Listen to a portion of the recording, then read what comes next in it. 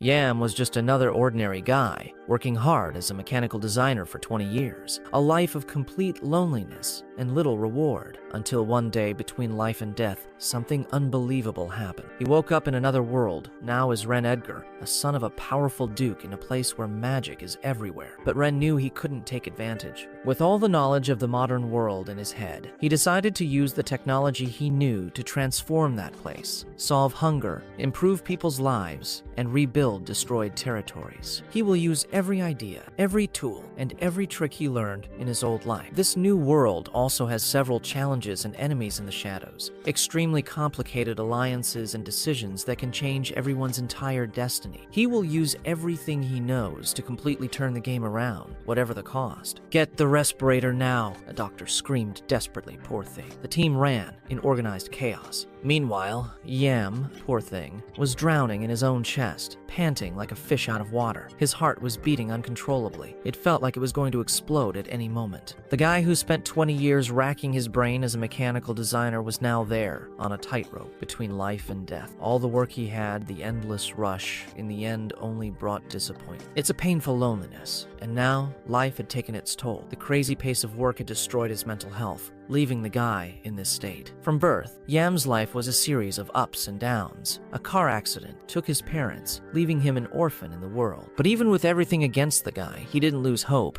believing that one day life would find a way to reward his efforts. What nothing? The day of victory never came. After graduation, he got a shitty job that barely made ends meet, and his personal life was a complete disgrace. He spent his entire life alone, poor thing, without ever having the chance to feel the warmth of a hug or hold a hand. Now it seemed like the solo journey was coming to an end. "Yam, can you hear me?" That was his best friend's voice, piercing the chaos, extremely worried. Everyone was trying to get him out of the hole, but the guy was already wondering if his life had somehow been of any use. Was his existence worth it? But soon exhaustion caught up with him, and he said that maybe he would sleep a little before completely passing out in an eternal sleep. Then suddenly, like a miracle, Yam opened his eyes. The place was totally strange, nothing like the one he knew. He was in an extremely luxurious and chic room with silk curtains, crystal chandeliers, and immeasurable ostentation. "You're crazy." The first thing that came to his mind was that he had blown all the money in a VIP hospital room. Then, out of nowhere,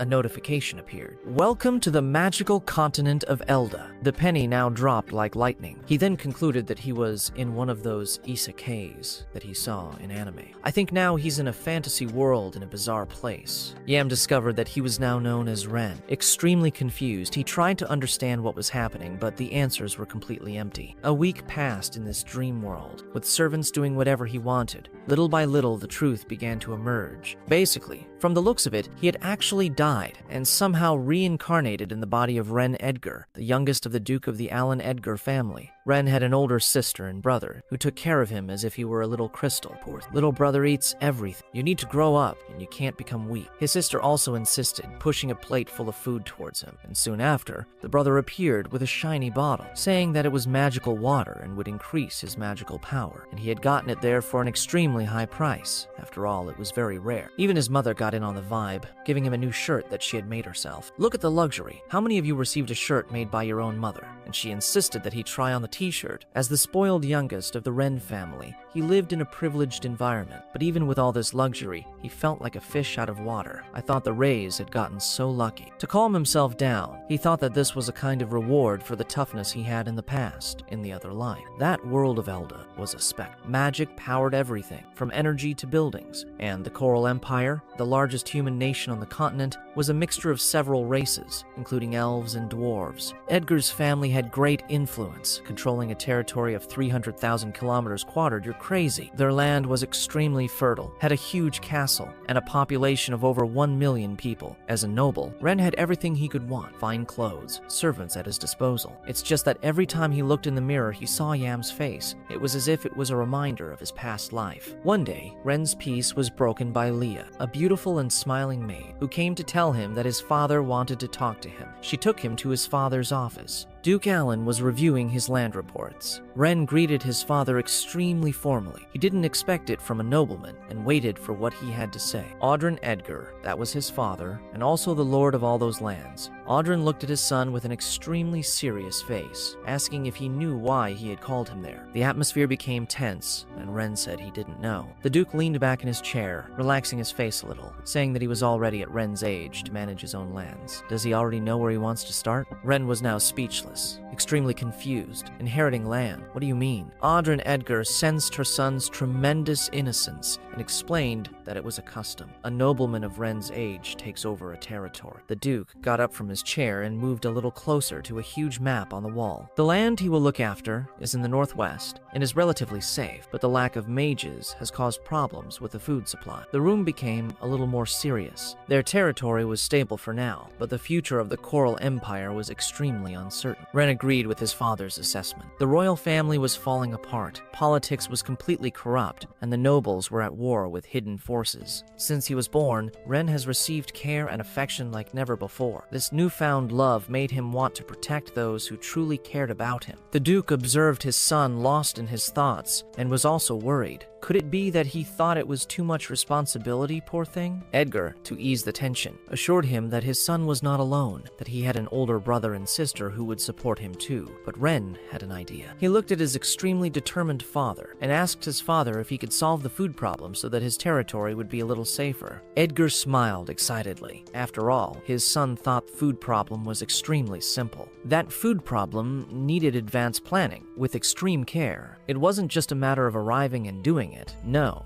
But Rein was in no way being simplistic. No.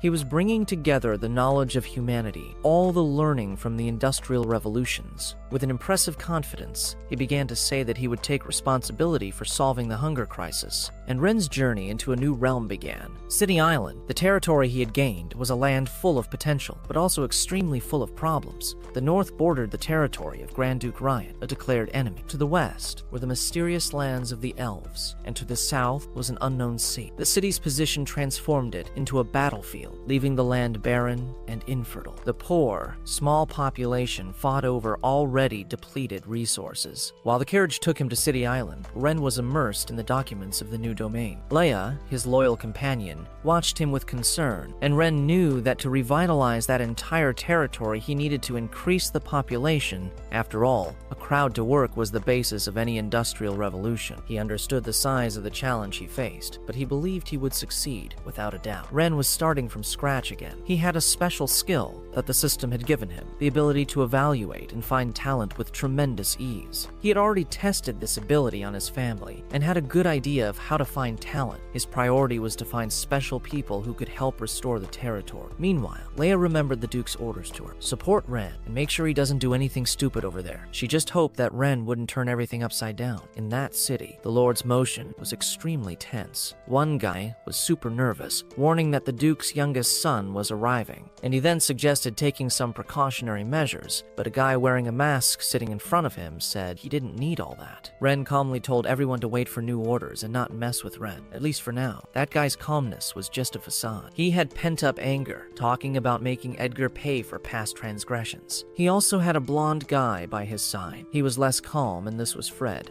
nervous about the false financial statements and the taxes he had embezzled. But the guy in the mask started laughing a lot, saying that Rein was a playboy who wouldn't understand anything. It was just a matter of waiting and seeing. No doubt all they had to do was slip him some fancy papers upon arrival. A somewhat reluctant blonde complied and went off to prepare for Rein's reception. As Rein's carriage approached City Island, he kept an eye on the dry plantations and abandoned farms, his face extremely closed looking at it all. He asked Leia for a map and began to analyze the area with tremendous attention. The river was to the west and the harbor to the south. Suddenly he had a brilliant idea, and it was nothing more or less than draining the river and building a canal to the sea. It could give strength to revitalize all those lands. But soon his thoughts were interrupted by a desperate scream, a kneeling on the floor, holding the leg of a guy who looked like her father. The guy was determined to go to the casino, and the girl was crying, begging him not to spend all the money that was supposed to pay for her mother's treatment. Poor thing. Her voice was shaking as she explained that if she lost the money, her mother would be ruined. The guy, blinded by greed, craving addiction, screamed at her to let him go and threw all his daughter's trust in the trash. He raised his hand, wanting to slap the girl in the face. Then, before the slap could stick, Rein got in the way and threw a punch right in the guy's face, who fell hard to the ground. Damn! Rein, with tremendous anger, had never punched anyone in the face in his entire life. Leia ran to Ren's side, very worried. She fought with him, saying that the next time he was going to slap someone, he should at least tell her to get her protective equipment. Rein now laughed, saying that the punch was sudden and that he didn't even have time to think. He sent Leia to check on the girl while she took care of the gambler. The guy, still holding his face, looked at Rein in shock, but Rein was looking extremely challenging and with tremendous contempt. He started giving the guy an extremely sincere lecture for spending all the family's money and still wanting to beat his own daughter. The little tiger addict even made a face and tried to defend himself by asking who was Rein, thought he was supposed to get involved in his life. Then Rein got a little closer, imposingly warned him that if he caught him near a casino again, the thing would catch him. He would charge and smoke and the stick wouldn't fall apart. My son was going to fall to the roots. Damn it. That wasn't a threat, no. It was really a promise from Rein. The guy turned white with fear. You're crazy. And started stuttering, promising that he would stay away from casinos, and ran away. Then Rein recovered himself, satisfied, and looked at the girl, who was frozen in shock. He then asked if she was okay and turned on the system to check her condition. The girl was called Lillian. She thanked her from the bottom of her heart and explained, crying, still poor thing, that losing the money was the end of her mother's lifeline. Rein, looking at the system screen, was extremely curious because most of its numbers were normal, but there was one attribute that totally caught his attention. Her potential in agriculture was extremely high. Seeing that hidden talent, Rein decided to call her to help revitalize all those lands. He smiled and said that she should be going to the city to find a doctor for her mother, and he said that maybe he would go with them since they were also going there. Now Lillian was completely indecisive, afraid of dirtying the carriage, but Rein said it was okay. After all, that carriage was nothing more than pure wood. There was nothing clean or dirty there, no. She then took advantage of the ride and asked her some questions, and suddenly, Rein became extremely serious and asked why there was a casino in such a poor area. He recalled all of the region's recent difficulties last fall. Grand Duke Rein's soldiers attacked, leaving a lot of people dead at the beginning of spring, and at the beginning of spring, the floods washed away everything and the people struggled to survive. The streets of Ilha da Cidade bore the marks of the tragedy, with beggars everywhere and despair in the air. Walking around that place, Rein decided that it was essential to do a census to see who was still able to work, but first, he was going to stop by the Lord's mansion to see the coffers and see what could be used to improve the city. Rein asked Lillian where the mansion was, but before she could answer, another scream interrupted the conversation again. A blonde man on a horse came down the street shouting for everyone to get out of the way, not caring about the confusion he would cause. Brashness is dangerous. Leah extremely quickly pulled Rein to the sidewalk, preventing the horse from catching him. The knight disappeared, not caring about the mess he had left. Lillian scowled at the guy. Anyone who dared to hurt Rein deserved the worst possible punishment. Lillian's protective grip tightened on poor Rein, and he struggled to breathe, poor thing, until he managed to get her attention back. She then looked at him and apologized and asked if he was okay. Rein calmed down and smiled and thanked him for being so quick. Then he became serious again and asked Lillian if she knew the knight. She began to tremble and said that this was a young master from the Edwin family who had become rich from the casinos on City Island. Rein now became interested. If the Edwin family was rich, this was a good chance of getting money for his plans. He then asked Lillian to take him to one of the casinos, but she was afraid he would spend all her money. But Rein was still confident and assured him that the casino wouldn't take anything from him. Absolutely nothing. Lillian then trusted. While thinking about who that nobleman really was, as soon as they arrived at the casino, the building was extremely huge and stood out from all the other houses in the area, showing the entire gulf between the rich and the poor. There was even security at the door, but Rein didn't care about anything and just walked in, smiling. I thought about the plans. He was going to take everything from that place to finance his industrial projects. Inside, it was complete chaos, a mix of noise and desperate bets. Some begged for loans and said they would recover their losses. Others celebrated quick victories or lamented painful defeats. Rein watched criticizing everything. As long as that betting still existed, the people of Ilhadasidade would never have the motivation to work. Lillian approached him with a low and cautious voice, saying that her soldiers had surrounded the casino. She asked if they should act soon, but Rein told her to wait. He wanted to catch a bigger target while he was there. A casino employee came very close to him, all smiles, asking if he wanted to play. Rein smiled a little, pretending that he didn't know anything and didn't understand anything about betting, but he wanted to try a few rounds and asked the guy to recommend a game that was easy to win. Feeling that he had found a fool, the employee then said that he had a game of dice. He handed 2 chips to Rein, saying it was a courtesy from the house so he could try his luck. He then happily took the chips and threw 2 on the table. The 2 employees looked convinced that the plan was going to work, and the dice rolled and landed on 6s and 6s. Great move, damn it. The slightly lucky one. The attendant immediately looked sorry and told him that he almost won, poor guy. Rein played the part of the newbie very well and said that he was surprised at how quickly the game ended, that it hadn't been fun at all, and that he was hungry for more. As he was leaving, the attendant came in front of him, smiling very friendly, but with a very mocking tone, demanding payment for the tokens that Rein had used. It chipped. Wasn't it free? Rein then got confused and asked the guy when he had agreed to owe something. The attendant then came a little closer and started saying that those tokens were not gifts, but rather loans, and that each token was worth 100 gold coins. Damn, trying to outsmart our boy. And look, he didn't know 200 gold coins. No,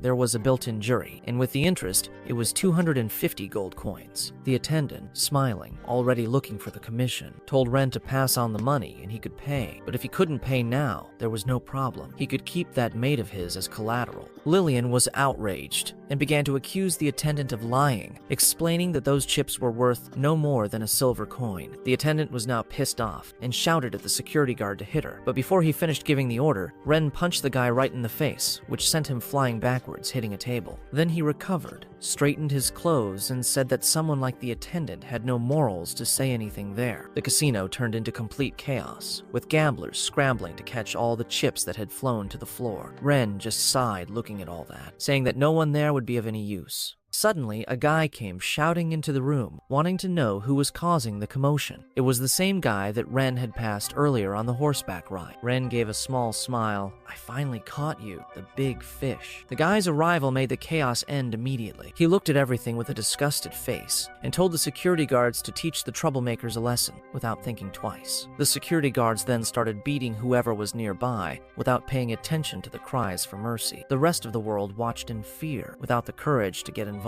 The young master of the Edwin family mocked everyone there who was watching, threatening everyone that if they didn't behave, they would suffer the same fate. Lillian, holding onto Leia's arm, said that it was all her fault, and she felt really bad for taking them to the casino and for putting Rein and Leia in this whole situation. And she also remembered that Rein had taken her mother to the hospital, ensuring that she was treated and promising to pay for everything. This memory filled her with courage. Then Lillian stepped forward and started saying that she wasn't going to let them fool her brother. No. Her boldness caught everyone's attention. Most were too scared to act, but whispers began to spread throughout the crowd wanting to know who that girl was and how she dared to challenge someone like the young master of the Edwin family. The extremely cold young master looked at her angrily. How? How dare that girl challenge me? Lillian wasn't intimidated. No.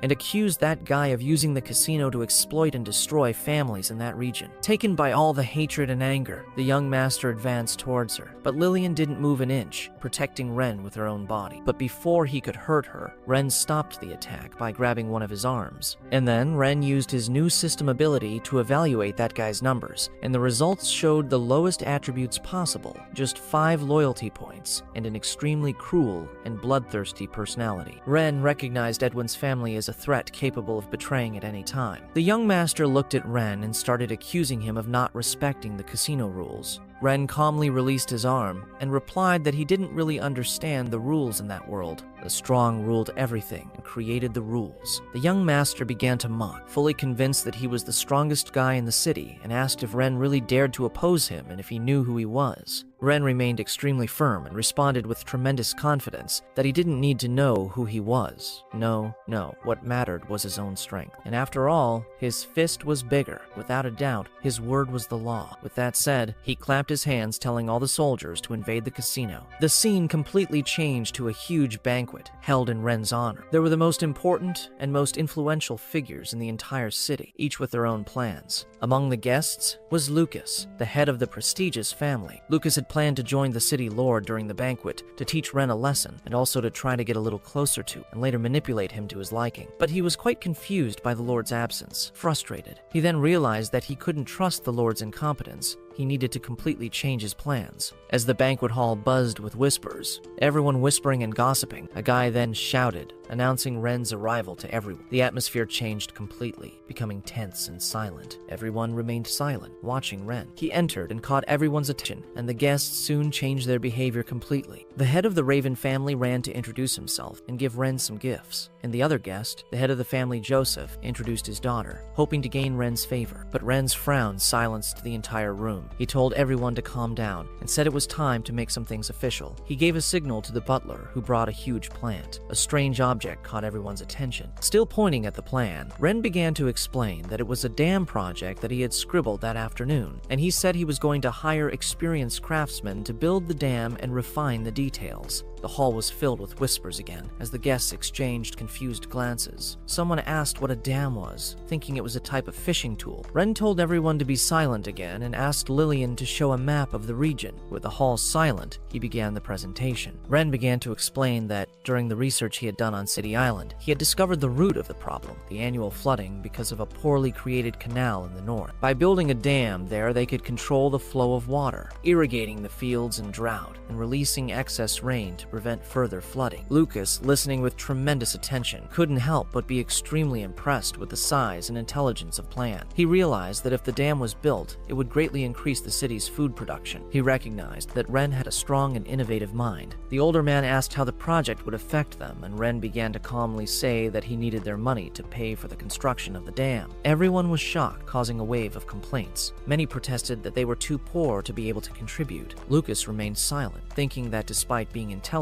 Ren was naive, poor thing, for expecting those profiteers to invest in him willingly. But Ren wasn't naive, no.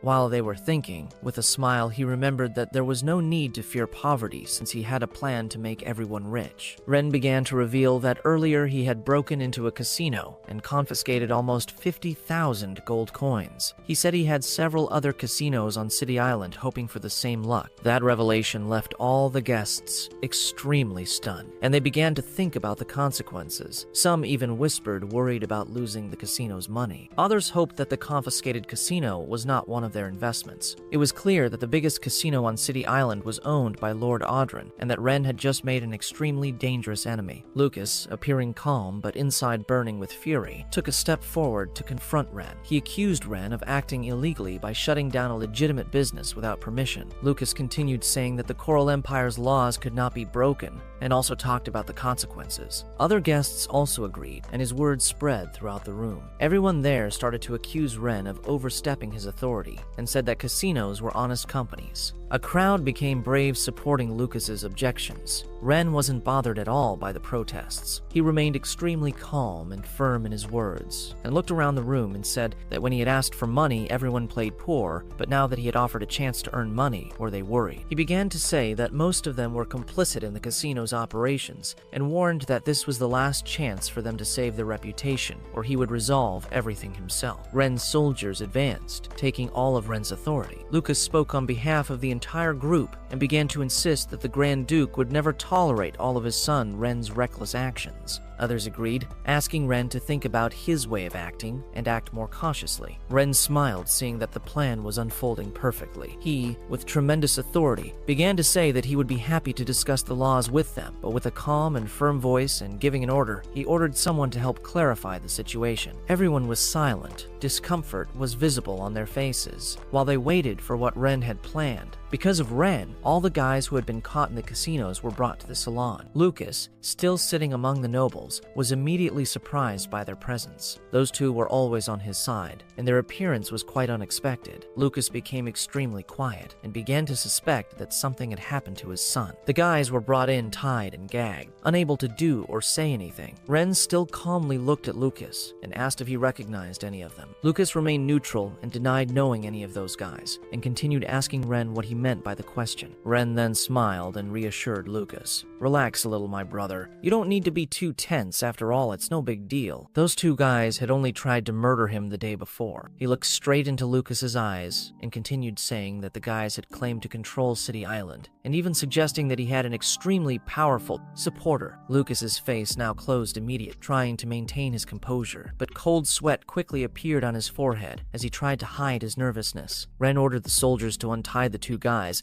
and told the banquet guests to see if anyone recognized them. The nobles in the hall exchanged some uneasy glances. Many recognized the guys as Lucas's henchmen. Fear now ran through the entire hall. As Ren's words became clearer, Lucas realized the gravity of the situation and acted immediately. He grabbed a dagger from the table and attacked the two guys with a fury that shocked everyone. He called those two guys commoner, miserable bastards who had dared to attack the Duke's son and killed them on the spot. Blood ran all over the floor and the hall fell silent as the other nobles watched in horror, too scared to intervene at the time. Standing over the bodies, Lucas looked at Rein with a face of shame and apologized. Rein said he had been angry when he heard about the assassination attempt and begged for Ren's forgiveness. Rein, naturally smart as he had only predicted that, gave a sideways smile again. He praised Lucas for his sense of justice and said he was a nobleman who acted decisively. Lucas hid a brief relief and thanked Rein for the compliment and said he had only done what was necessary, but Rein hadn't finished. He, with tremendous calm, ordered the soldiers to bring the mastermind behind the events to see if there was any other nobleman in the hall as honest as Lucas. The order made Lucas extremely tense again. Yam Yell was dragged into the hall. As soon as he entered, Yam, without understanding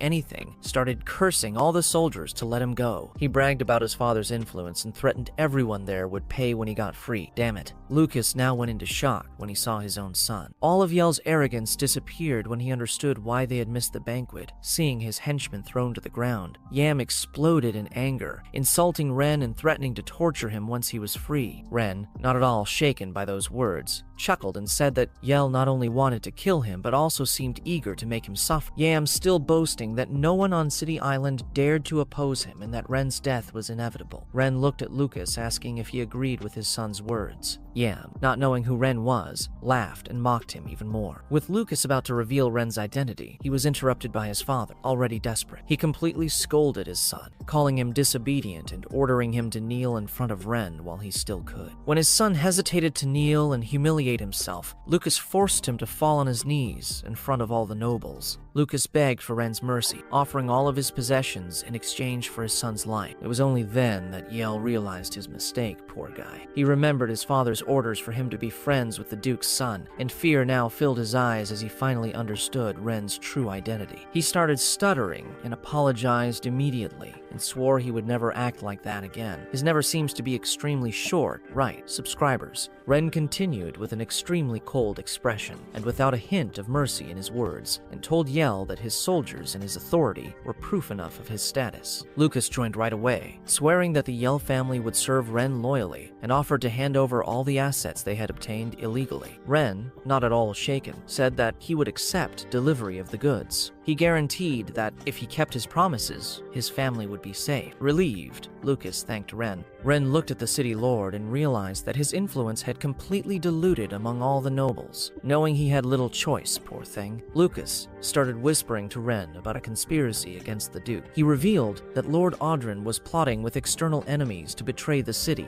Damn it. That revelation shook the entire room, and all eyes turned to Audrin, who had been paralyzed with fear. The dance was complete chaos. You're crazy. Lucas was just going to say more, but Rein interrupted and accused Lucas of slandering the old man. Rein said he had already been too nice. Rein, without an ounce of mercy, still ordered the guards to drag Lucas and Yam out of the hall to be executed in front of everyone. Lucas was shocked and terrified, without understanding Ren's sudden change in behavior. Meanwhile, old Audrin, relieved by Ren's reaction, stepped forward to swear his complete loyalty and also praise Ren's wisdom and promised his unwavering and unconditional support to the boy. Rein smiled, assuring him that he trusted him completely. However, Rein used his system to analyze Audrin's attributes. Among the normal stats, he found the greed trait and noticed that the loyalty level was only 15 points. So, he decided that Audrin, like Lucas, was destined to be eliminated for the good of his plans. But for now, he was going to use the resources he had from the guy to move his plans forward. After the banquet was over, Rein continued working late into the night. The nobles had contributed more than 100,000 gold coins, the equivalent of 2 years of of taxes from the island city, but the amount did not satisfy Rim. While he was concentrating on work,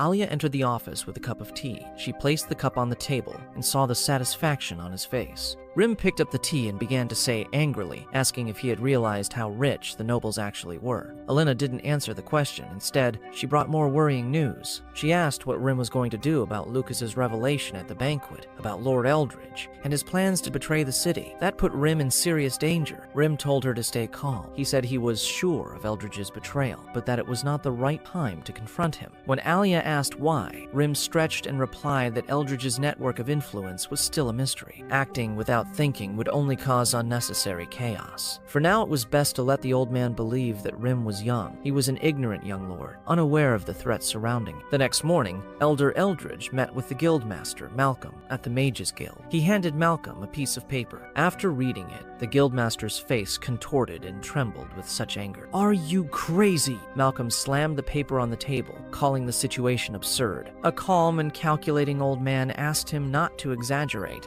He said that Rim was nothing more than a young nobleman eager to prove himself to the all-powerful Grand Duke. Inside, his plans were flowing extremely well. He thought the kidney had given him the perfect opportunity to conquer the guild, something he would not have to do. A job made him remember the difficulties he had in the past. Lin came in to say that he had an unexpected visitor, Guildmaster Malcolm. He had arrived, demanding to speak to him. Rim, still surprised, went straight to the living room to meet the guy. As soon as Rim entered, Malcolm, extremely shaken with anger, slammed a recruitment notice on the table and accused Rim of insulting the Wizards Guild. Damn! Rim was extremely confused and demanded an explanation from Malcolm. Malcolm said that the notice said that no disabled or elderly wizards would be hired by Rim's project. He kept demanding to know why Rim had done that. Rim took the paper, observed it, and explained that everything was related to the damn project. He didn't see any connection between the warning and the insult to the guild, but Malcolm disagreed and continued to accuse Rim, saying he was provoking the guild. And after all, that warning excluded all magicians. Rim was disrespecting the guild and all its members. Rim was now extremely surprised that wizards were interested in menial jobs. Malcolm was still furious and warned that Rim would have to give an explanation acceptable to him. All the mages in the guild would refuse to serve him. Rim then became worried and began analyzing Malcolm's statistics in his system. The system revealed that Malcolm's loyalty level was 82, and that his personality was curious and direct. He now understood everything. Malcolm had been manipulated. Then Rim, now with a smile on his face, began to patiently explain his reasoning. He listed 3 crucial points. The first, mages had limited mana and could only do a small amount of work per day, making them unsuitable for large-scale construction. Second, their salary was equivalent to that of 10 ordinary workers, making hiring them prohibitive. And the third, as a noble, it was Rim's duty to prioritize the well-being of the common people, who did not have the support of the guild. Malcolm still remained suspicious. He said that magic was revered in that world, and that those without magical talent deserved to be trampled on by wizards. Rim was extremely irritated by that idea, and admitted that that could be reality, but stated with tremendous firmness that he was going to change that. He was going to prove that wizards were no different from ordinary people. Malcolm, deeply offended, issued an ultimatum. He demanded that Rim withdraw the statement, or he would face the consequences of angering the entire Mage Guild. Rim's expression froze, and he reminded Malcolm to control the tone of his words. Alia, standing nearby, held a knife to Malcolm's throat with threatening eyes. Malcolm froze in fear. When Rim calmly said that there was a law that allowed a noble to execute someone for disrespect, Rim suggested perhaps testing this law with a small cut to see which side the court would take. So, deciding not to make the situation any worse, Rim told her to release Malcolm. Malcolm thanked Rim and ran away. When he left, the system notified Rim that a beginner task had been completed. He had used the investigation function on 10 people in a reward granted, and a new task appeared. Train 5 characters with extremely high stats. Now he is starting to be satisfied with his progress. Rim decided to see the rewards later. Outside the property, Eldridge was waiting for Malcolm. As soon as he saw the guildmaster, he ran over, feigning concern, and asked how the meeting had gone. Malcolm, still humiliated, just sighed and said that Rim refused to listen and even kicked him out of there. Eldridge, now frustrated but quick to recover, planned something else. He assured Malcolm that he had a better solution and that he would make Rim change his mind, and also force him to reverse the Mage's Guild. After the initial plan had failed, he soon planned something else. He encouraged Malcolm to manipulate the townspeople into refusing to work for Rim. He believed that resistance would force Rim to ask Malcolm for help, but Malcolm rejected the idea immediately, saying that Rim had offered great working conditions, which the city's people probably wouldn't refuse, without a doubt. The undeterred Eldridge then began suggesting a new, different strategy. He proposed that if those who worked for Rim were lazy, Rim would end up becoming disillusioned with those commoners. But Malcolm rejected it again. He knew that his dissatisfaction was because of Rim's refusal to hire mages, and not because of his grievance with the commoners. He didn't want to act against Rim because of that. Eldridge insisted, and begged Malcolm to think about the idea. He argued again that laziness was inherent in commoners, and that was why they were starving and struggling to survive. If the land didn't produce crops, why didn't they take the initiative to hunt to get food?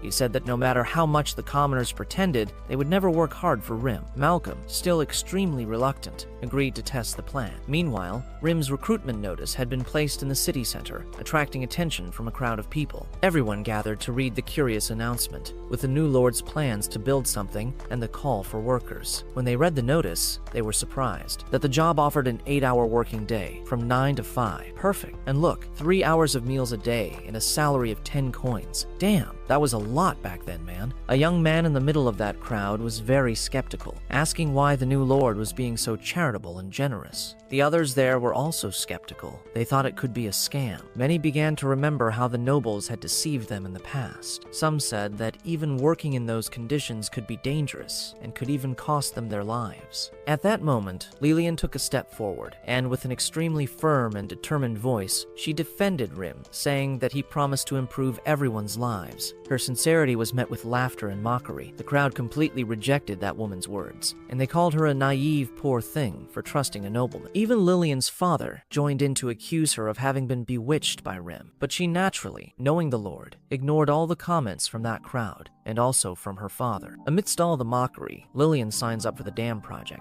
A recruiter, a young man who was overseeing the registration process, remained calm despite the crowd's skepticism. Looking at Lillian's father, he invited him to work at the dam, but said that Lillian couldn't participate.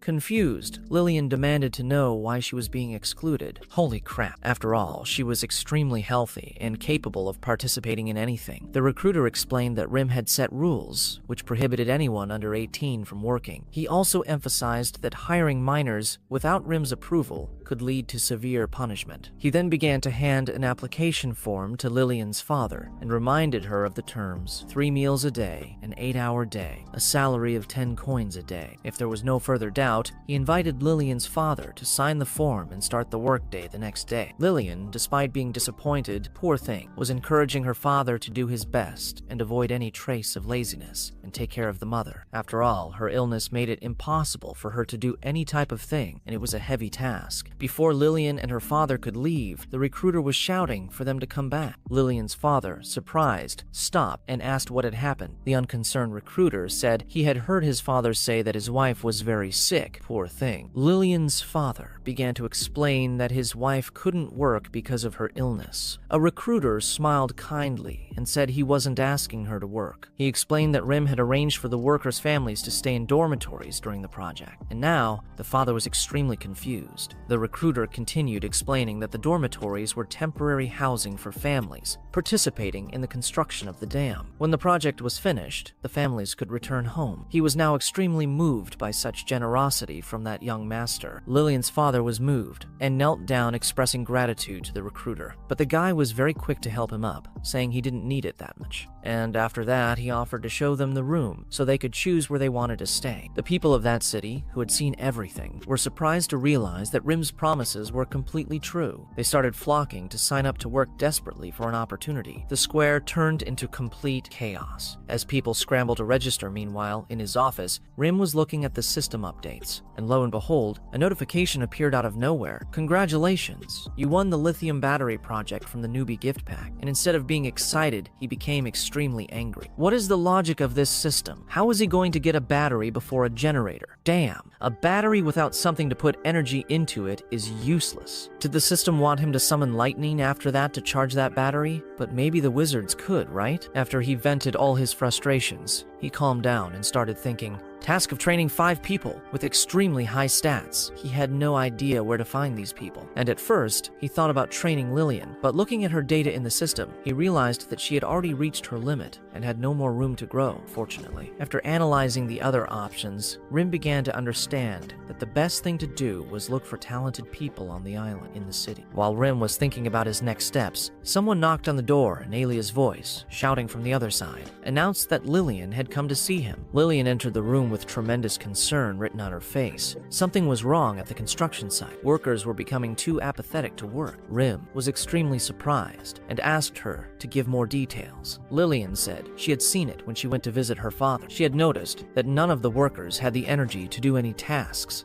At first he thought they were being lazy, but her father explained that everyone felt very tired when they woke up. It wasn't just him. No, someone is sabotaging the plans, without a doubt. Workers share the same condition. Lillian reluctantly tried to encourage them, remembering the generous benefits that Lord Rim had given everyone, but the words went in one ear and out the other. It had no effect, unfortunately. Those workers insisted that their tiredness was not on purpose. Bunch of lazy people. When she realized that her efforts to motivate all those people were useless, she decided to take the matter to her boss and wasted no time. She went straight to the construction site. When he got there, he saw with his own eyes everyone was just as lazy. He then decided to understand the situation better and used the system's abilities to analyze everyone's statistics. On the outside, everything seemed normal, but he noticed something strange. All workers were under a curse. Rim then calmly explained the situation to Lillian. They were not sick, they were cursed. After realizing that the workers had a curse, Rim analyzed the construction site, thinking about what he could do from now on. He then decided to test his newly acquired skill, geological research. At first, he was going to use the skill during the construction of the dam, but the current situation presented an immediate need. With this ability, Rim could analyze various geological features, such as mineral composition, hydrology, and topography, in a defined area, on command. Upon Rim's command, a system was activated, carrying out a search within a radius of 10 kilometers. Moments later, the results appeared in his mind. The search confirmed the absence of valuable resources such as oil or minerals. But one unusual thing caught Rim's attention. He then acted on instinct and asked Lillian's father to help him dig in a marked location. The guy agreed, saying he was ready to work hard for Rim. Okay, we know you're going to work hard. After digging almost half a meter, a group unearthed a strange black stone, and Rim bent down to take a closer look, wondering what it really was. Lillian was shocked by Rim's ability to sense the faint magical energy emanating from the stone. It was something that even she, with her vast experience, had forgotten. Rim ordered the group to carefully remove the stone and store it in a box. He then looks at Lillian, and Rim asked what the normal procedure was for dealing with cursed people. Lillian, taken by surprise, poor thing with the question, began to explain that those curses were generally resolved by priests in a church or by wizards from the Wizards Association. Chipped. Rim has now confirmed all his suspicions. Maybe it has a connection with the Wizards Association. He then decided to take Lillian and her father to the local church to get help. Lillian, extremely worried, asked if her father was really cursed, but Rim said he was going to make the culprit pay for what he had done. The group soon went to the church, where they were greeted by a stunning and beautiful priestess, very respectful, who warmly welcomed Rim. Ever cautious, Rim used the system to analyze her loyalty before entrusting her with the mission. The system revealed all her statistics instantly. A loyalty level of 95%, race identified as elf, and age of 257 years. Damn, doesn't even look like a grandma, huh? She did not appear to be younger than 24 years old. Rim was surprised to discover that she was not human, but felt extremely safe because of her high loyalty. She introduced herself as a priestess, and her name was Aerie, a holy maiden of the church. She asked, extremely politely, what the purpose of their visit was. But Lilia soon pointed to her father, and Rim started saying that the guy seemed to be cursed, and asked if Aerie could help. Aerie said that she needed to examine it carefully. He closed his eyes for a moment, and she opened her eyes again with a golden glow, analyzing him with tremendous attention. After a while, she confirmed Rim's suspicions, and the treatment immediately began, invoking a sphere of brilliant light, Rim directing it towards the guy's body, expelling the dark energy right away. The guy felt refreshed, renewed, and now zero laziness. fitness, ready to kill 4 lions a day, extremely grateful. He then promised to return to work at the same time. Rim, now smiling, told him to rest and make sure everything was okay before returning to work. He then took out the box with a black crystal and asked Aries' opinion on it. Aries analyzed the crystal with tremendous care, identifying it as a magical crystal with a lot of magical energy. She began to say that that energy was generally used to cast curses, but that specific curse was more of a joke, made to cause fatigue rather than to cause any serious damage. Rim was extremely uncomfortable and asked about those magic crystals, if they were difficult to produce. Aerie replied that for a high-level mage, 1 crystal a day was relatively simple, and they could easily spread them around the construction site. Rim was tremendously enraged. After all, he realized that the interference had been on purpose. While Aerie recognized the tremendous importance of Rim's project, she started praising the whole project. After all, it drastically reduced the number of people seeking help at the church. Rim, now certain of the identity of the culprit, decided to act. He asked Aerie if it was possible to end the curse on the entire construction site. Aerie said that was impossible, poor thing. Removing the crystals one by one would only delay the entire project. Rim recognized that he needed to address the root of the problem. Aerie then mentioned someone who could help, but warned that she was quite eccentric, and she gave the address, and Rim decided to investigate. Rim and Lillian arrived at a huge mansion, and Aerie had identified a house belonging to Selena, former president of the Wizards Association. Arriving at the door, Rim knocked firmly and determinedly. Suddenly, Lillian felt danger and pulled Rim aside. Moments later, an explosion occurred in the air on the top floor of the mansion, sending smoke from debris into the air. Rim, frightened, demanded to know what was happening. In the midst of the smoke,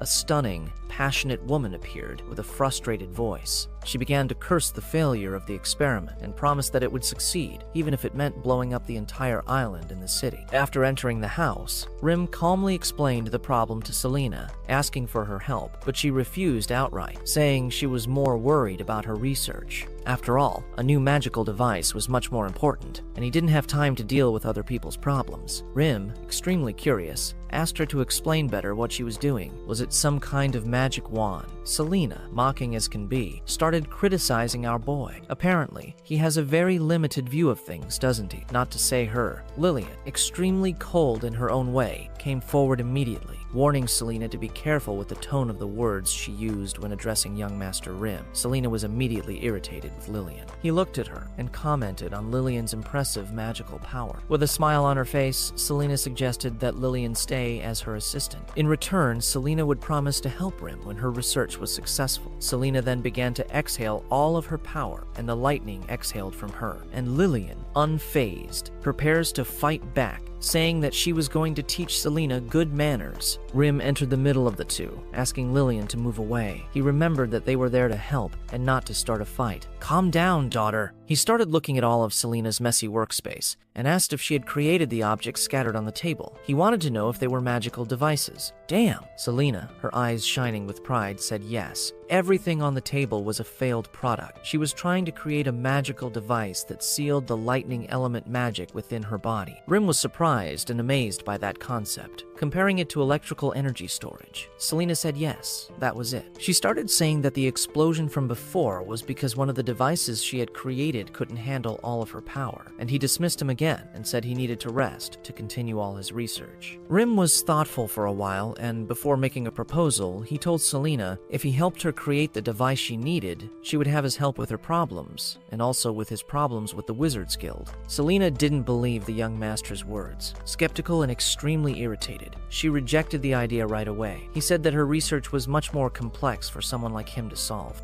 Rim, maintaining the composure and calm of a noble, assured him that he was serious. He promised to help her create the magical device, asking for her support in return. She was quite confused, but still doubting our boy's intelligence. She then set a condition for him. If Rim had her way, she would not only deal with Malcolm, but she would also make the Mage Guild obey his every order. But if he failed, she would not hesitate to punish him. Wasting no time, Rim asked Selena to repair the necessary materials, using the blueprint the system had provided. He then guided her in assembling that lithium battery, made up of 8 large batteries connected together. And despite all his efforts, Rim was extremely nervous because they didn't have a reliable power source to test the device, like a hydraulic generator. As the hydraulic generator was not available there, they had no choice but to rely on Selena's magic as a substitute. Selena followed all of Rim's instructions and assembled all of the components, but remained extremely doubtful and skeptical. He then remembered that most materials wouldn't withstand her magical power and would explode, but Rim was unfazed. He handed her the wires and explained that those batteries had a capacity of approximately 185 watts per hour. She was supposed to channel her energy inside. She, still reluctant, began to discharge the magical energy, and to her surprise, that device absorbed all the energy without any problems. Extremely curious now, she increased the power, but the battery remained extremely stable, showing no signs of damage. Now shocked, she wondered why the device hadn't exploded. Rim now smiled and mocked her, saying that her magical power wasn't as impressive as she thought. That made Selena extremely furious. Even at maximum power, the battery remained stable, showing no signs of damage. Selena was now speechless at the amount of energy the device could handle and how easily Rim had built it. Rim, now satisfied, he was going to check the charge level. The battery was at around 87% of its internal capacity, and he was now amazed at Selena's strength. She had charged almost the entire package, enough to give an electric car enough energy to travel more than 3,000 kilometers. Are you crazy? These people are nothing more or less than an Uber working 30 days. More or less. His confidence grew even more. He then looked at Selena, declaring that his plans to revolutionize the Mage Guild was like a potential power bank. His vision was very sharp for magical abilities, and she, quite curious, asked him if he could use the magical energy of lightning too, but he denied. And instead, he said he could make everyone on the city island able to use magic. Selena didn't believe it, and said that magic couldn't be learned by just anyone. But Rim calmly said he had a magical device even more powerful than the battery, and promised to show a world where magic was accessible to everyone if she agreed to help him. At the same time, perplexed and extremely curious, Selena couldn't imagine it, but decided to continue working with him. And the next day, at the Wizards Guild, Malcolm was reading a book slowly, confident that Rim was going to come to beg for his help. His calm was interrupted by Selena's sudden arrival. Upon seeing her enter, Malcolm froze in shock. The former president of the Mages Guild was the last person he expected to see there. He began to stutter, greeting her, extremely cautious, wondering what she was doing there. But Selena, with an extremely furious tone, began to confront Malcolm, accusing him of defying the Grand Duke's authority. Her words were extremely harsh. When she asked if he was planning a rebellion, visibly shaken, Malcolm began to stutter even more, denying any such intentions. He assured that he had never harbored such dangerous thoughts. Unconvinced, Selena grabbed Malcolm by the collar. Her patience had already run out, and she started telling him to tell the truth, nothing but the truth, and confess what he had done at the construction site. Trembling, Malcolm soon confessed everything, and admitted that he had called all the wizards in the guild, and had stirred up their anger by claiming that young Master Rim had disrespected. He confessed to having ordered the wizards to create crystals with curses, and use magical teleportation to place them underground in the construction site. The plan was basically to make the workers feel extremely tired, hoping that Rim would blame them for being lazy. Malcolm's goal was basically to force Rim to apologize and seek closer cooperation with the Mage Guild. Selena saw it all in disbelief and frustration. Shaking her head, she called Malcolm an idiot and said that he had been manipulated, without a doubt. Malcolm, still extremely confused, asked who had really used him. Selena immediately responded to the question. Instead, she sent for all the mages who had participated in the sabotage. Malcolm ran to carry out the order. As soon as Malcolm left, Selena took a talisman to contact Rim. She started to say that she had resolved the problem with the Mages Guild. Rim was grateful for all her help, but Selena, still extremely curious, asked if he still needed her help to deal with that old man, and offered to make him disappear without a trace. Our protagonist immediately denied it. Even though she couldn't see it, he explained that Eldridge was not a concern, and that he still needed him to attract a greater threat. So Selena agreed not to meddle any further. Now very excited, she asked about the other inventions that Rim had talked about before. Rim insisted on knowing the details, asking when they were ready and telling him to call when he started working on them. Rim assured her that he would keep her informed, but said that it was extremely important to have the guild mages finish charging the batteries first. The next day, in the city lord's mansion, the elder met with a mysterious guy covered in shadows. The elder, visibly worried, began to say that Rim had already taken control of the Wizards Guild. The extremely nervous guy asked for guidance. Then that mysterious guy continued to be extremely calm and dismissive, defensive, saying that the Mage Guild wasn't a real threat, but Selena was. He told Eldridge to pay attention to the Rim Dam project, and warned that if the dam was successful, it would revitalize the people of the city, something they could not allow. Eldridge assured that he had already prepared traps for Rim, and revealed a plan to pressure the nobles in charge of supplies to raise prices and undermine Rim's efforts. But when that mysterious guy was in doubt about the loyalty of the nobles, the old man began to explain with tremendous confidence that even if the nobles betrayed him, they would never betray their own gains. He threw a gold coin for the malicious smile, knowing all the corruption of that kingdom. The Eldridge began to say that the kidney money would not last until the dam construction. When the coin rested at the table, that guy disappeared into the sea. Meanwhile, on the market, Lillian was buying supplies to the construction site when the seller kicked her rudely. At the same time, she said she couldn't buy the supplies. Extremely frustrated, Lillian said the increase in prices was extremely absurd. After all, the day before, 2 bags of grain cost a gold coin, but now only 1 bag cost 2 gold coins. The seller was not shaken. He began to say with tremendous arrogance that he could define the prices he wanted, and even mocked her inability to pay, determined to do her duty. Lillian accused the merchants of taking advantage and warned them about a possible wrath of her own master. That seller did not believe those threats and said his business was honest and that Kidney had no reason to intrude. Arrogance increased even more, and the frustration of all only increased. In the church, Ari was equally furious with the unbridled increase in prices. She began to notice that food prices had tripled in just 3 days, leaving her with few grains to support the people in winter. She then handed a coin bag to the assistant and had her buy all the supplies she could. That assistant watched all that surprise great and said that bribing the guards usually didn't cost at all. Ari ordered her to follow the orders without question. Before the assistant could act, Lillian appeared out of nowhere and took the bag at the speed of light and handed it to the kidney calmly and determined. The kidney said that perhaps they could collaborate, proposing that they work together on a slightly larger plan. They have to solve that problem directly at the root, preventing the exploitation of traders. Ari looked at the kidney with tremendous distrust, wanting to know what kind of cooperation he had in his mind. That guy was always inventing a new thing. Rim smiled it that way and told her to relax and not get so tense.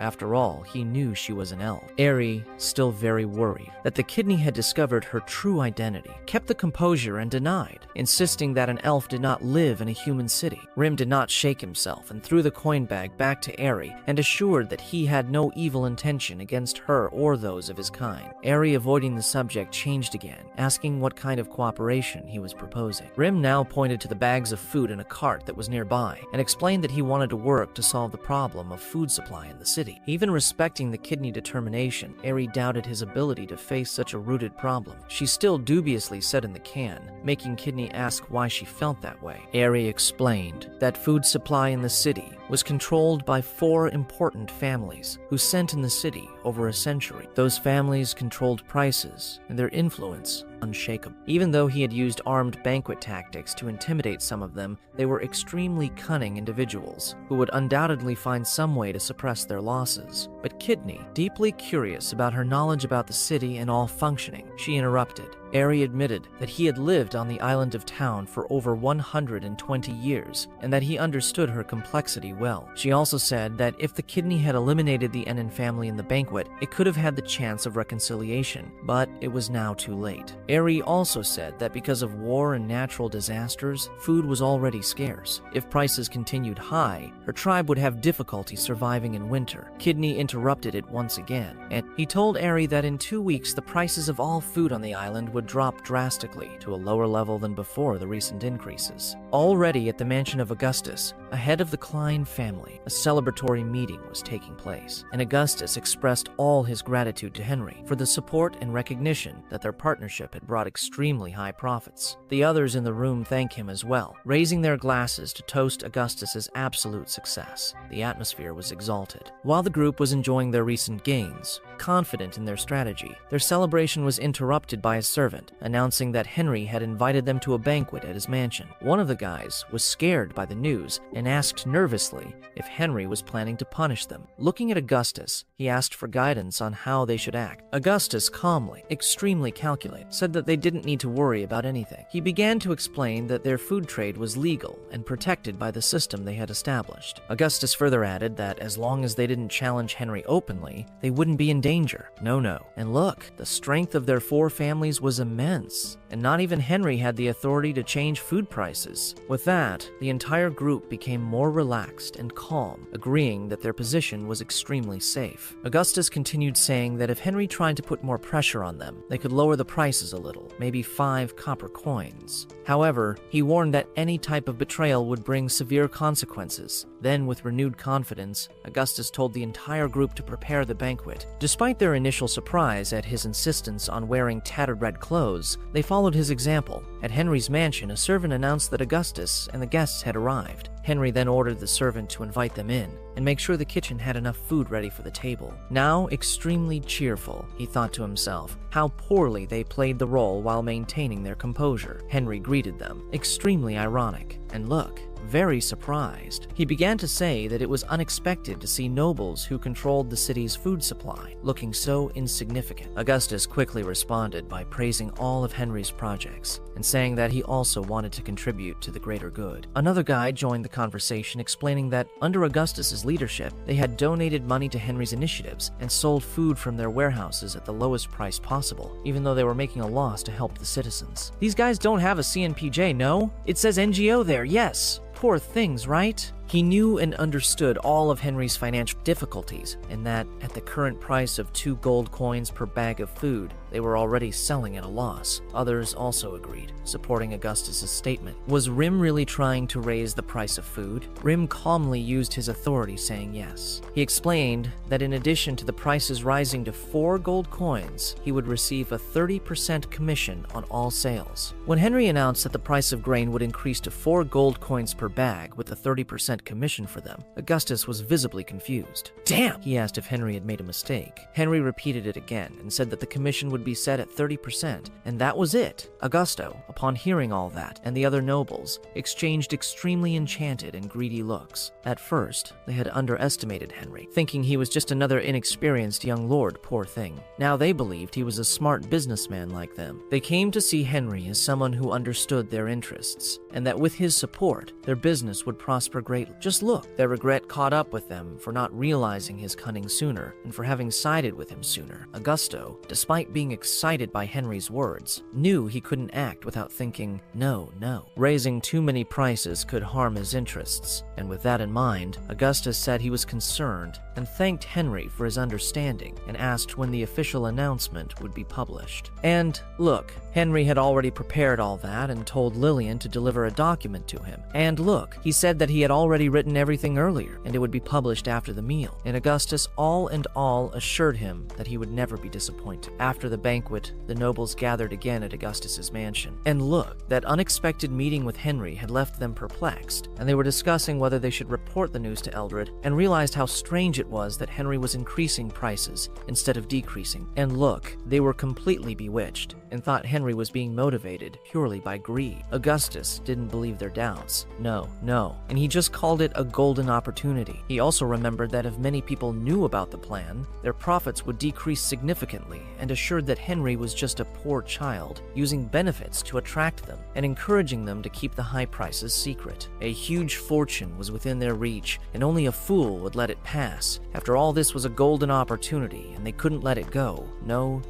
Despite Augustus's trust, an extremely cautious nobleman, he was extremely uncomfortable after all in all those years. They had never encountered such a lucrative opportunity that made them extremely suspicious. However, he promised to follow Augustus's example by bowing as a sign of loyalty. The others did the same, swearing loyalty to Augustus. A satisfied Augustus laughed and said that from that moment on, they would act as one. He then proposed that they buy all the grain outright from smaller sellers before the advertisement was published to control the market and increase profits. Meanwhile, at Henry's humble estate, some unexpected guests arrived, and Aerie entered that humble residence, visibly furious. She started accusing Henry of siding with corrupt traders and wanted to know why he had promised lower prices and they had still let them go up. Look, her anger was only increasing, and she said she wasn't going to stand by. No, after all, the elf race was being exploited, and if it continued like this, it would become extinct. Alinha jumped in front, trying to calm her down, but Lillian assured her that Rim wanted to reduce food prices and asked her to trust him. Still extremely agitated, Aerie said that Henry had become an accomplice of the greedy traders. Even with this, Lillian kept faith in Rim's decisions, and he begged Eri to believe in his plan. After a beautiful, tense silence, Linha looked into Rim's eyes. Extremely worried, but hesitant, she asked if he really wanted to increase the price of food. Rim smiled, but preferred not to reveal anything about his complete strategy. He only guaranteed that food prices would fall soon, and that in the worst case, they would reach their lowest point in 2 weeks. Eri was still suspicious, poor thing, and thought that Henry was really naive, and he didn't understand anything about harsh reality of the world. Having lived for over 200 years, she had never seen food prices decrease after such a huge increase. Henry felt that she was extremely worried about the whole situation. Then he asked a rhetorical question. If he put a knife to one of the nobles' throats, how much does she think they would lower the price? Eri, still extremely skeptical, began to say that increasing the price to 4 gold coins per bag was too much. 2 gold coins, a people were already completely chipped. Imagine 4. Hunger seemed inevitable. Rim remained calm, explaining that the price was 2 or 4 gold coins, and the people would go hungry anyway. The only difference was when it would happen, that his objective was not to give discounts, but to destroy the merchants and take everything from them. 7 days passed, and Rim focused on teaching Celine about the creation and operation of lithium batteries. Fascinated by the complexity of the device, Selena was completely immersed in the classes. Then the class was interrupted by the sudden arrival of Lillian, warning that Eri had been there very often. Rim was already wondering if she had anything to do. Selena, extremely curious, asked Rim why he had raised food prices on purpose. Now the price of grain in the city had risen to almost 7 gold coins per bag. Surprised by such a rapid increase, Rim did not have enough time to respond. When Eri entered the room, extremely harassed, fighting with him, saying that not only common people, but even some nobles could no longer buy food. Rim then, remaining calm, asked Lillian how many days had passed since the price increase, and she said that 7 days had already passed. Now Rim became extremely smiling, and said that it was time to deal with the merchants. An extremely frustrated Eri wanted Rim to say everything he was going to do. Rim began to say that he hadn't told all the details of the plan before because he was afraid of getting in the way and causing suspicion among the nobles. Now that everything was in place and he was ready to explain himself, and Rim began to say that the announcement setting a minimum price of 4 gold coins per bag of food was in effect in 7 days. So he asked Eri a question, wanting to know what she thought was missing most in the city at that moment, and she replied that it seemed like nothing was missing. Rim, smiling at her answer, said that what the city was missing was just traders who sold more grain. You're so aware of what he's trying to create, right? The law of supply and demand? The guys will come with the price up there, understand? Others are arriving wanting to dominate the market. It's like Temu Bro and Free Market and Shopee, understand? The guys are going to come with a low price, putting on a promotion. Are you crazy? And those guys who sold at a high price are going to lose their money, my brother, without a doubt. This story is extremely interesting. A great journey. A guy was about to hit the ground running and suddenly ends up in a fantasy world, and then he's involved in fights and political bullshit, and the protagonist, who at first didn't know anything, turns out to be an extremely smart guy who doesn't give up easily. But look, there's one thing that could go wrong with his plan, and that's not liking this video. And if you're dying to watch part 2, comment below. Thanks for watching and stay tuned for the next video.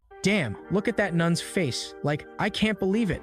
Rein Edgar seems to be in total control, especially when it comes to controlling greed. And look at Rein's move. The price of rice in Iceland doubled to 4 gold. Crazy as nothing, it's his plan to attract everyone.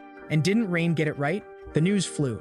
The region's merchants, hearing about the high price, are already rushing to Iceland with carts full of grain. Their greed will make rice flood the city. The plan is working. And look, business genius Rein already knew that everyone only thinks about money, buying expensive to sell even more expensive. They fell right into his 0% profit. With all that money, the reason goes to hell. In the minds of merchants, there is only one thing: getting rich. More serious now? Rein isn't kidding. No. After today, the 4 noble houses will go to hell. Rein gives Lily a piece of paper spreading this around the city. I got the move. They will say that Saint Uriah of the church will sell grains because she can no longer tolerate Rein's behavior. They are using the church as a facade. And to close with a flourish, it's checkmate. 1 price, 1 gold per bag. And everyone will know. Goodbye, merchant profits. Rein ruined the market. And the nun, Uriah, didn't understand anything. Wait a minute, Master Rein. Why does all this fame go to me? She's just being used as a scapegoat. And, with the greatest poker face, Rein, as always, slippery. Hey, if I don't have food to sell, how am I going to sell it? He threw all the work at her. The nun, Shibi, now panicked. She pulled out the stops, and he wants her to sell the people's food for the winter. Now she was outraged. Uriah doesn't buy this one. Impossible. This food is for my elves' survival in winter, and she won't give in easily. Lilia interrupts, making fun, laughing in her face. How innocent, sell it right away before losing the money. He's putting pressure on the girl, but Yuria isn't shaken. Elves don't care about money. We need food. She's defending her people tooth and nail. Rein asks Lady Celine, the Mages Guild, for help in closing the city. No one enters and no one leaves. Lady Celine assures with a smile, relax, no mouse will escape. The trap is ready. Rein gives the signal. Guys, it's time for these freeloaders to pay the bill. The bug will get to the merchants now. Rein and Lilia are walking, but wait a minute. He notices something on her face. Does she want to tell him something? She seems a little worried. Did she see any error in the plan? Then she starts to speak. Master Rein, if the merchants hold off on the sale and Yuria sells everything first. Her concern makes sense, but Rein straightens it out. Lilia, there's a conspiracy that no one sees, and that's obvious. The merchants were blinded by greed. They gambled everything. Their own greed is the key to Rein's trap. They just want to get rich quick. If they knew the price was going to fall, they would sell everything right away. They know their greed well, because whoever is slow gets screwed. Direct message to the merchants. Hesitating now is the end of the sting. As Rein sets up his, the news spreads. Lord Augustus, you bad guy. Something happened. The church announced to help the people that they will sell reserves for a bag of gold. Rein's plan caught everyone by surprise. The counselor now turned pale. Lord Augustus, what now? What do we do? Despair reached the nobility. Damn, we forgot about the church. And the other one? After all, we bought it for 2 golds, and now what? But Lord Augustus thinks he's too much. Panic for what? How much food can that church have? Now confident in his solution, he tells them to find people and go to the church and buy as much as they can to try to minimize the problem. Too late, nobleman. The people are already there. I want 5 bags. Me too. The race for cheap rice has begun. And the nun Yuria announces, calm down, there's something for everyone. The Pope sent 100 bags. 100,000. Rein now exaggerated the news. The people doubt. Everyone is in disbelief. Lie! Buy it soon before it runs out. Nobody trusts rice that much. The chaos only increases, and it starts to become a complete mess. Oh, give me one. Oh, I want to buy it now. Nun Shibi is trying to organize everything, but there's no chance. Oops, guards arrive to bring order. But wait, they're the Pope's guards. Rein really thought of everything. Miss Santa, Papa's food takes first. Starting tomorrow, more teams will arrive. It's too much rice. Desperate, suddenly active, Yuria is freaking out inside. Master Rein has to stop inventing things. The Pope will find out. I'm going to be in trouble. And more carts and more guards keep arriving. There's food. Everyone is safe. The people start to celebrate without knowing the plan behind it. Rein won. And everyone in commerce started to get worse. Fucked. The plan went to hell. The church ruined everything. And that only left for the church, of course. Time to do the math quickly. If he sells it now for 95 bucks, he still makes 10. And if you mess up, you're toast. He thinks about selling everything without thinking twice. The guy starts shouting, grains on sale, fresh grains, only 95 bucks a bag, burning of total stock so as not to lose the herd. And in the rush, people wasted no time. Give me 10 bags. We will do 20. It became a big deal on that street. What an area. But there were people who didn't like it at all. If we're going to the hole, we'll all go together. The guy was trying to hold on too late. It turned into a pig in reverse, 90, 80, 80, 80, 85. Each one for themselves to sell quickly. But Lilia's mouth fell open. Master Rein is brilliant. Exactly as he said. The plan was spot on. Look, see Lilia? Human nature, selling a second later and losing money. Fear makes everyone sell without thinking. And with that, the price went down 50 silver. And the damn work will finish on time. She already sees a happy ending for them, right? But Rein, Shibi, all super cute, adds a touch. 50 Lilia? Are you underestimating these guys? It's going to drop a lot more. Just wait. When Augustus and his gang started selling so as not to lose everything, this is the last trick from the rich crowd. Food will be worth less than nothing in Iceland. The price is right there, almost free. And for the main target, Miss Santa, do what I say and you'll have more money. Relax. You're completely deceiving her. But Lilia is in doubt. But Augustus and the others were together. They won't betray themselves, right? Very naive. And Rein just laughs. Lilia, relax. You take things very seriously. And he already knows how everyone plays there. When money speaks louder, forget the ring. Pro Rein, send money. The rest is the rest. Fact. Prices fell. Now it's time to tell Santa the next part of the deal. Let's move on to the next part of the plan. Meanwhile, at the Augustus mansion, outside merchants are driving prices down. It went bad. Desperation took over and the bomb exploded. The price went to 75 silver per bag. The profit is gone. Lord Roland is doubting. He doesn't believe it. Impossible. What nonsense. The grain is in our hands. Where did they get that from? It looks like they haven't figured anything out yet. but a messenger is desperate. It's true, Lord Roland, I wouldn't lie at a time like this. Trying to get the guy to wake up, but Augustus, foreign merchants raising prices, he's connecting the dots. Rein did something. The light now came on. Now he's got it all figured out. Finally, the big boss caught the vision. The blame falls right away. Master Rein, what a mess. He wants to end their family. The other nobles are quite confused, floating, completely lost in the bullshit. Augustus starts to stall. First, Rein said that the price of food was going to go up a lot. The bait was set. Then merchants from neighboring cities came running after food and fell into the trap. And then he brought down prices for the church, creating chaos, and the merchants had to sell cheap. The final blow explained bit by bit. Roland is now indignant, revolted. Master Rein used a low tactic. But Augustus is already thinking about how to turn the tide. The other nobles are just hoping. Master Augustus, tell us please. Their faith is all in the big boss now. Augustus then starts to come up with a plan, and the idea is this. The food is only available for a few months, and if they hold on to everything until the people run out, they will sell it very expensively. Pure gain. If they work together and don't sell anything, they can recover. But if just one sells, it's screwed for everyone. It's kind of a forced agreement between them. Look at Roland's face. Everyone is sweating. He's not at all confident in this flawed plan. He's completely scared. But he pretends, right? Master Augustus is right. I run home to seal all the food, agreeing so as not to mess up. Roland panics. Wait a minute. He has to sell everything now as quickly as they can. He's already thinking about outsmarting everyone. Another noble already understood Roland's move. You bastard! You're thinking about running away, right? Since it is like this, everyone for themselves. The alliance didn't last at all, and the meeting went to hell.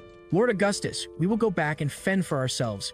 Augustus's trusted guy swears, Master, I will watch the food and I will not sell anything. Will he really hold the wave? Augustus pairs. Ah, you idiot. What if the other three sell? Complete distrust. No one trusts anyone. Desperate, Augustus gives the final order. Sell everything now. It doesn't leave a single grain. Panic took over. Meanwhile, Rein calmly asked Yuria, Ah, Miss Santa, will this food be enough for your people's winter? Just a tease, but poor Yuria doesn't understand anything. Why is so much food arriving there? She can't imagine the size of the trick he did. Rein begins to explain the basics. It was sold at a high price to buy at a low price. I could have made a lot of money, throwing it in her face, but still, the price continues to fall and falls even more. My brother Rein has fallen again. 3 bags of gold. The market went down the drain. Literally, down the drain. Rein Shibi. Now you think so? See? I said it would drop more. Now you can buy a lot. Now the conversation is different. Rein starts to come along and now starts talking about an agreement. Holy lady, it's time to pay, isn't it, Yuria? Stay smart. What kind of deal did you make with us elves? And Rein responds directly with his hand outstretched. Everything. He's not kidding. And Yuria almost falls to the ground. Is that all? The proposal took her by complete surprise. And Rein explains everything. Clothes, food, housing, transportation, land, whatever they need, they negotiate total dominance.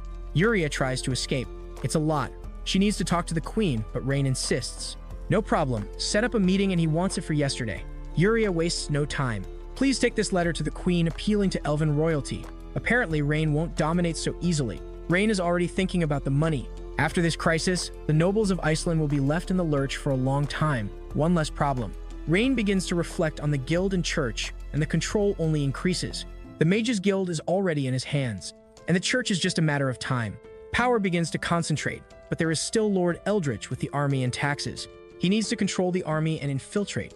Now you have your next target in your sights. Speaking of distractions, Lilia arrives all seductive. Young master. Oops, looks like the weather has warmed up. Lilia even offers a massage. After this amazing plan, everyone deserves a happy ending, right? Master Rein should rest.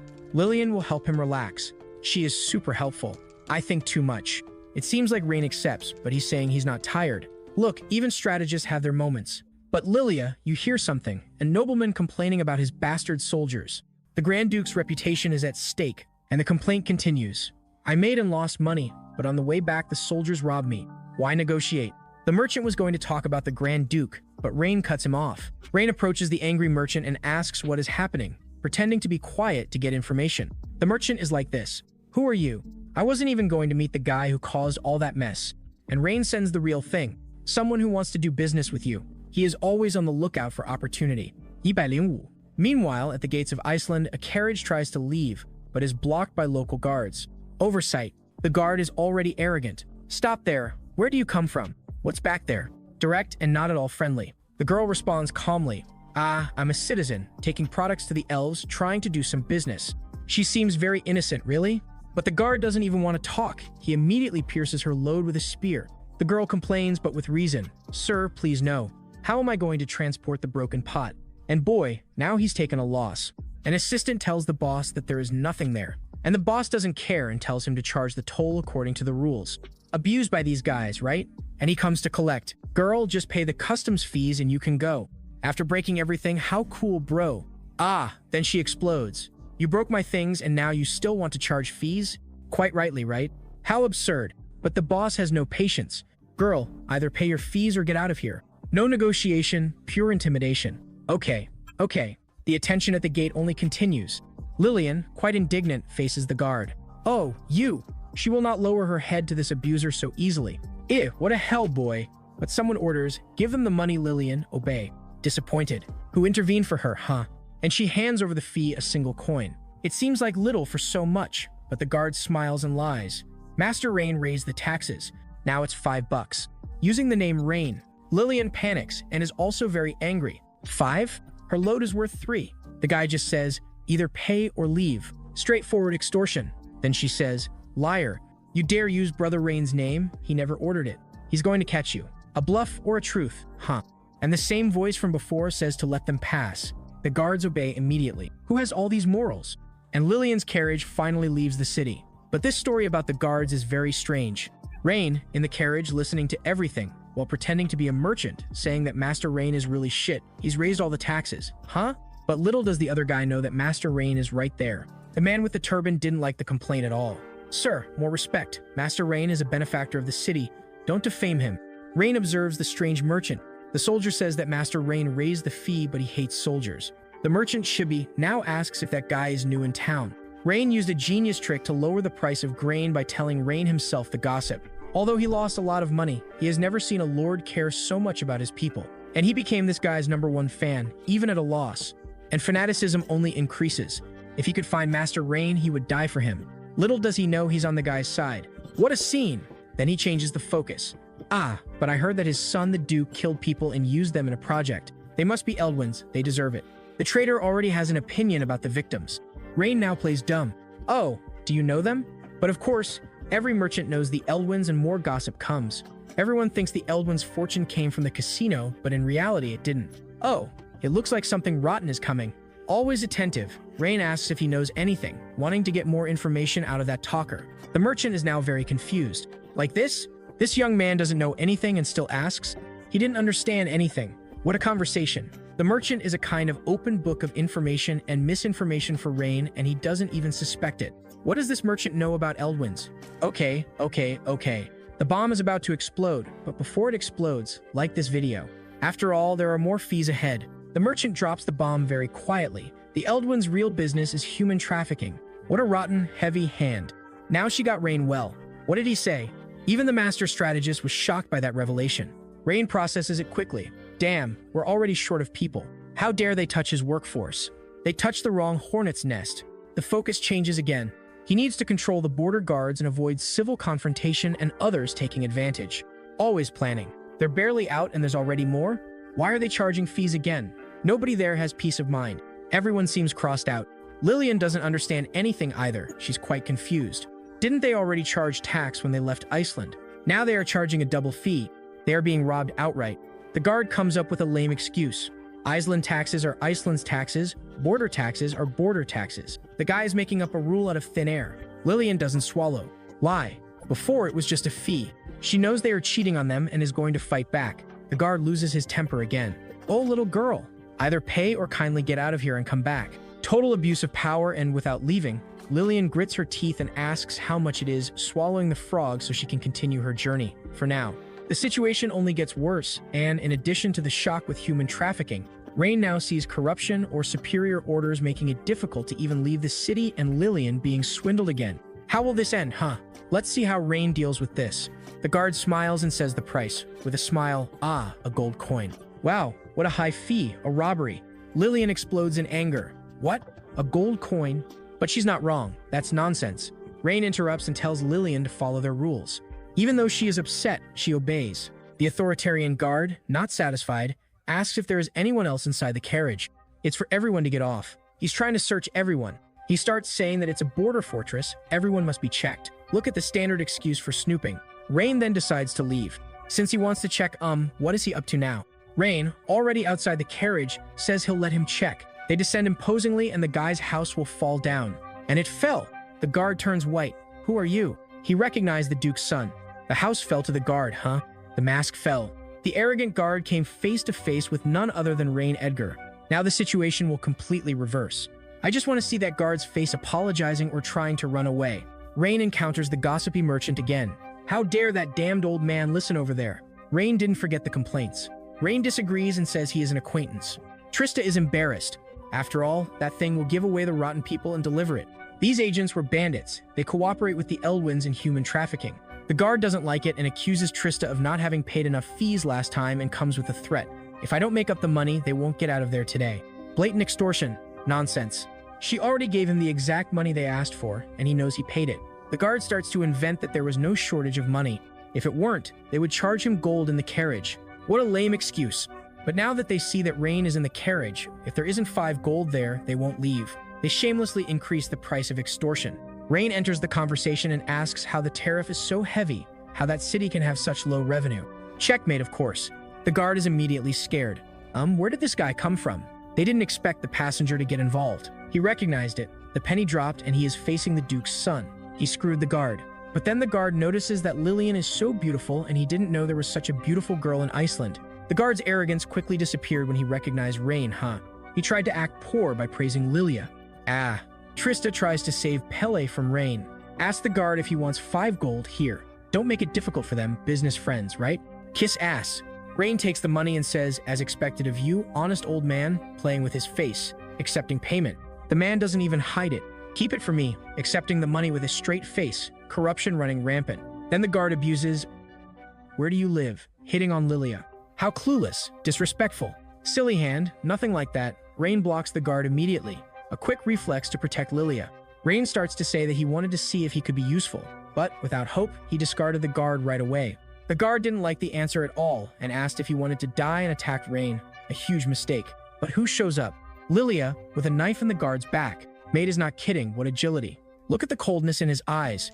Lethal precision. That guard is gone.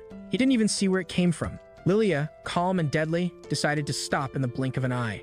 This maid is much more than she seems. The guards are also already on the ground. Lilia cleaned them up. An end of talk for the abused guards. Rein does not forgive and tells Lilia to kill anyone who resists. And their escorts take over the guard. A direct and brutal order. Lillian is shocked, but Lilia, calm as always, agrees.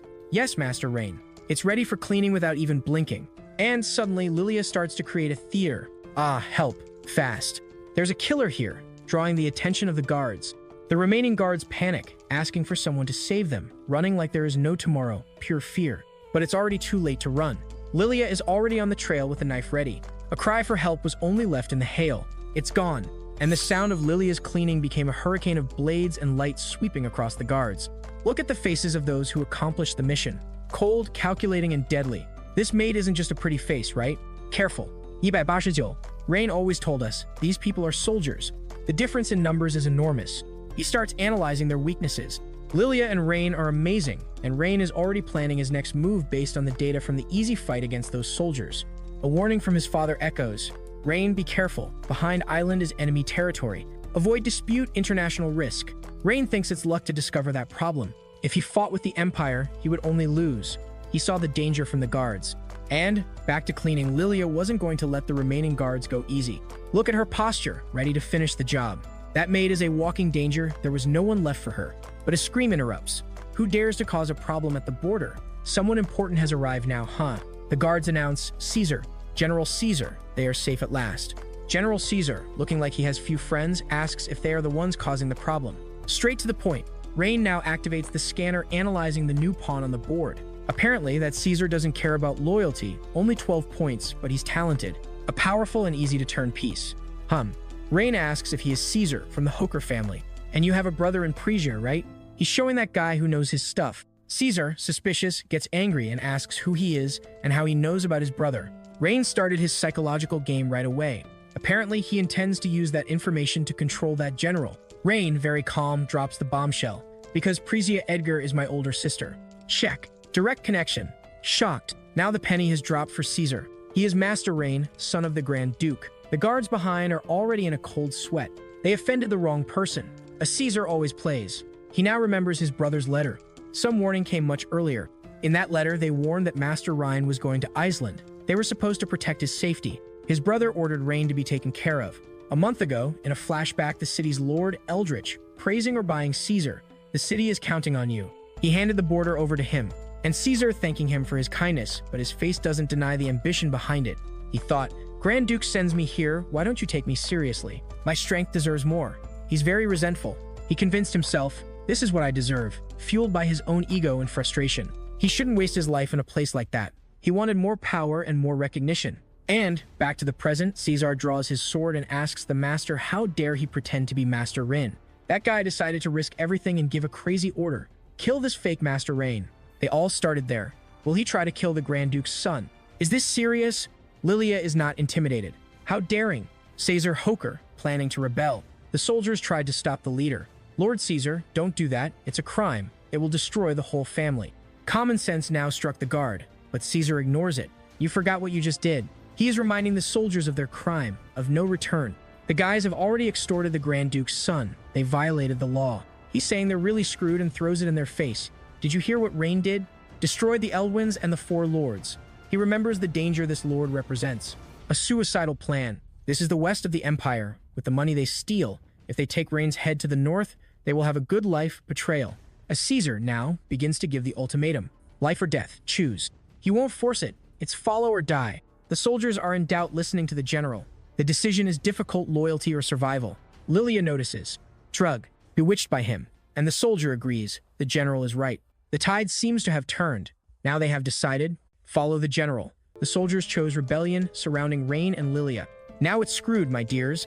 Will Rein and Lilia fall apart like that? A now sadistic Caesar, victorious for a moment, asks Rein what his last words are before he dies. After all, they are surrounded. Rein, calmly, adjusts his clothes and says that if he changed his mind, he would give him a chance. What a shame. Completely mocking the general. Caesar doesn't want to talk. He shouts, troops, obey. Attack. The final order has been given. Now it's for real. And they go up shouting to kill Rein. Rein now finds himself surrounded by blades and spears.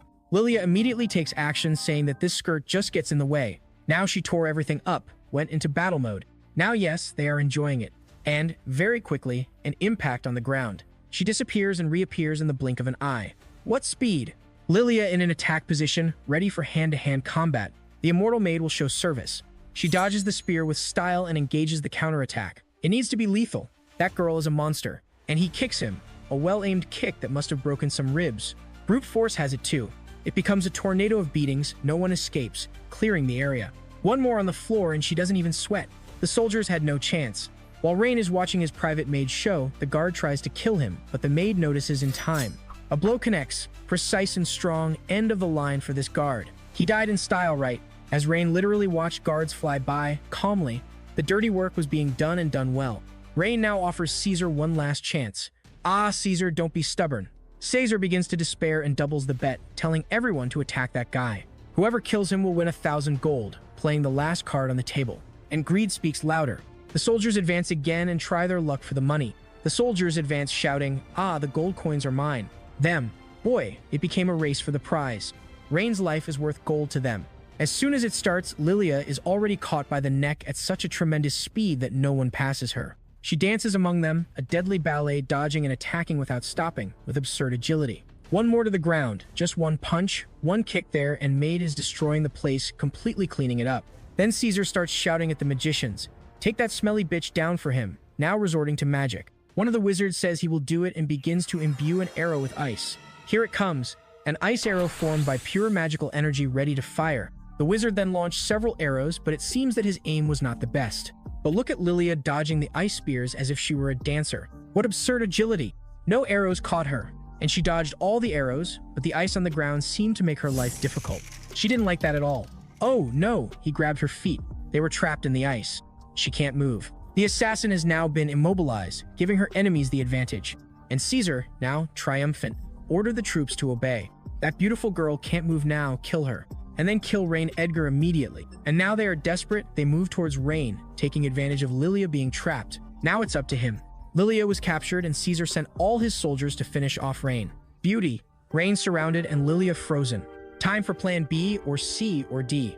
Rein acts quickly, throws a hammer to Lilia, and Lilia tries to jump into the air immediately. A total improvisation. Lilia takes the hammer out of the air and hits the ice with the hammer, shattering everything. Now Lilia is free to move again. Lilia obeyed in a magic circle on the ground and whoosh, she jumped into the air, narrowly escaping danger. Meanwhile, Rein reveals a trump card, an electric tentacle just in time to try power it. And what item is this? My friends. Energy accumulating at the tip, sparks are flying, this is not going to be good. Now the item hits the ground, releasing a sinister electrical discharge everywhere. But look at Rein standing there in the middle of the electrical chaos. He doesn't care. The surrounding soldiers taking a greater heavy shock. And she was fine there, just watching. Oh, look at the people frying. Scattered screams, they turned into a human toaster. What absurd power. Rein calmly says that, fortunately, the ceramics broke, mocking the fragility of those soldiers. And those who remain are panicking. Does that guy have thunder magic? They didn't understand anything about that attack. And Rein, still smiling, says it's a shame there isn't a recorder there to remind workers to use electricity safely. A dark humor. As Caesar doesn't accept losing and asks why everyone stopped attacking. Keep moving forward and kill that guy, totally blinded by rage. A desperate soldier starts screaming, saying that it can't be done, General. Master Rein used forbidden magic. Anyone who gets close dies. Fear now hit hard. An electrical attack from Rein was devastating. The soldiers were terrified of that forbidden magic, but Caesar still insists. But before Caesar finishes the order, a figure passes by and someone appears. In black armor, red eyes, and whoever rebels in the troops will be killed.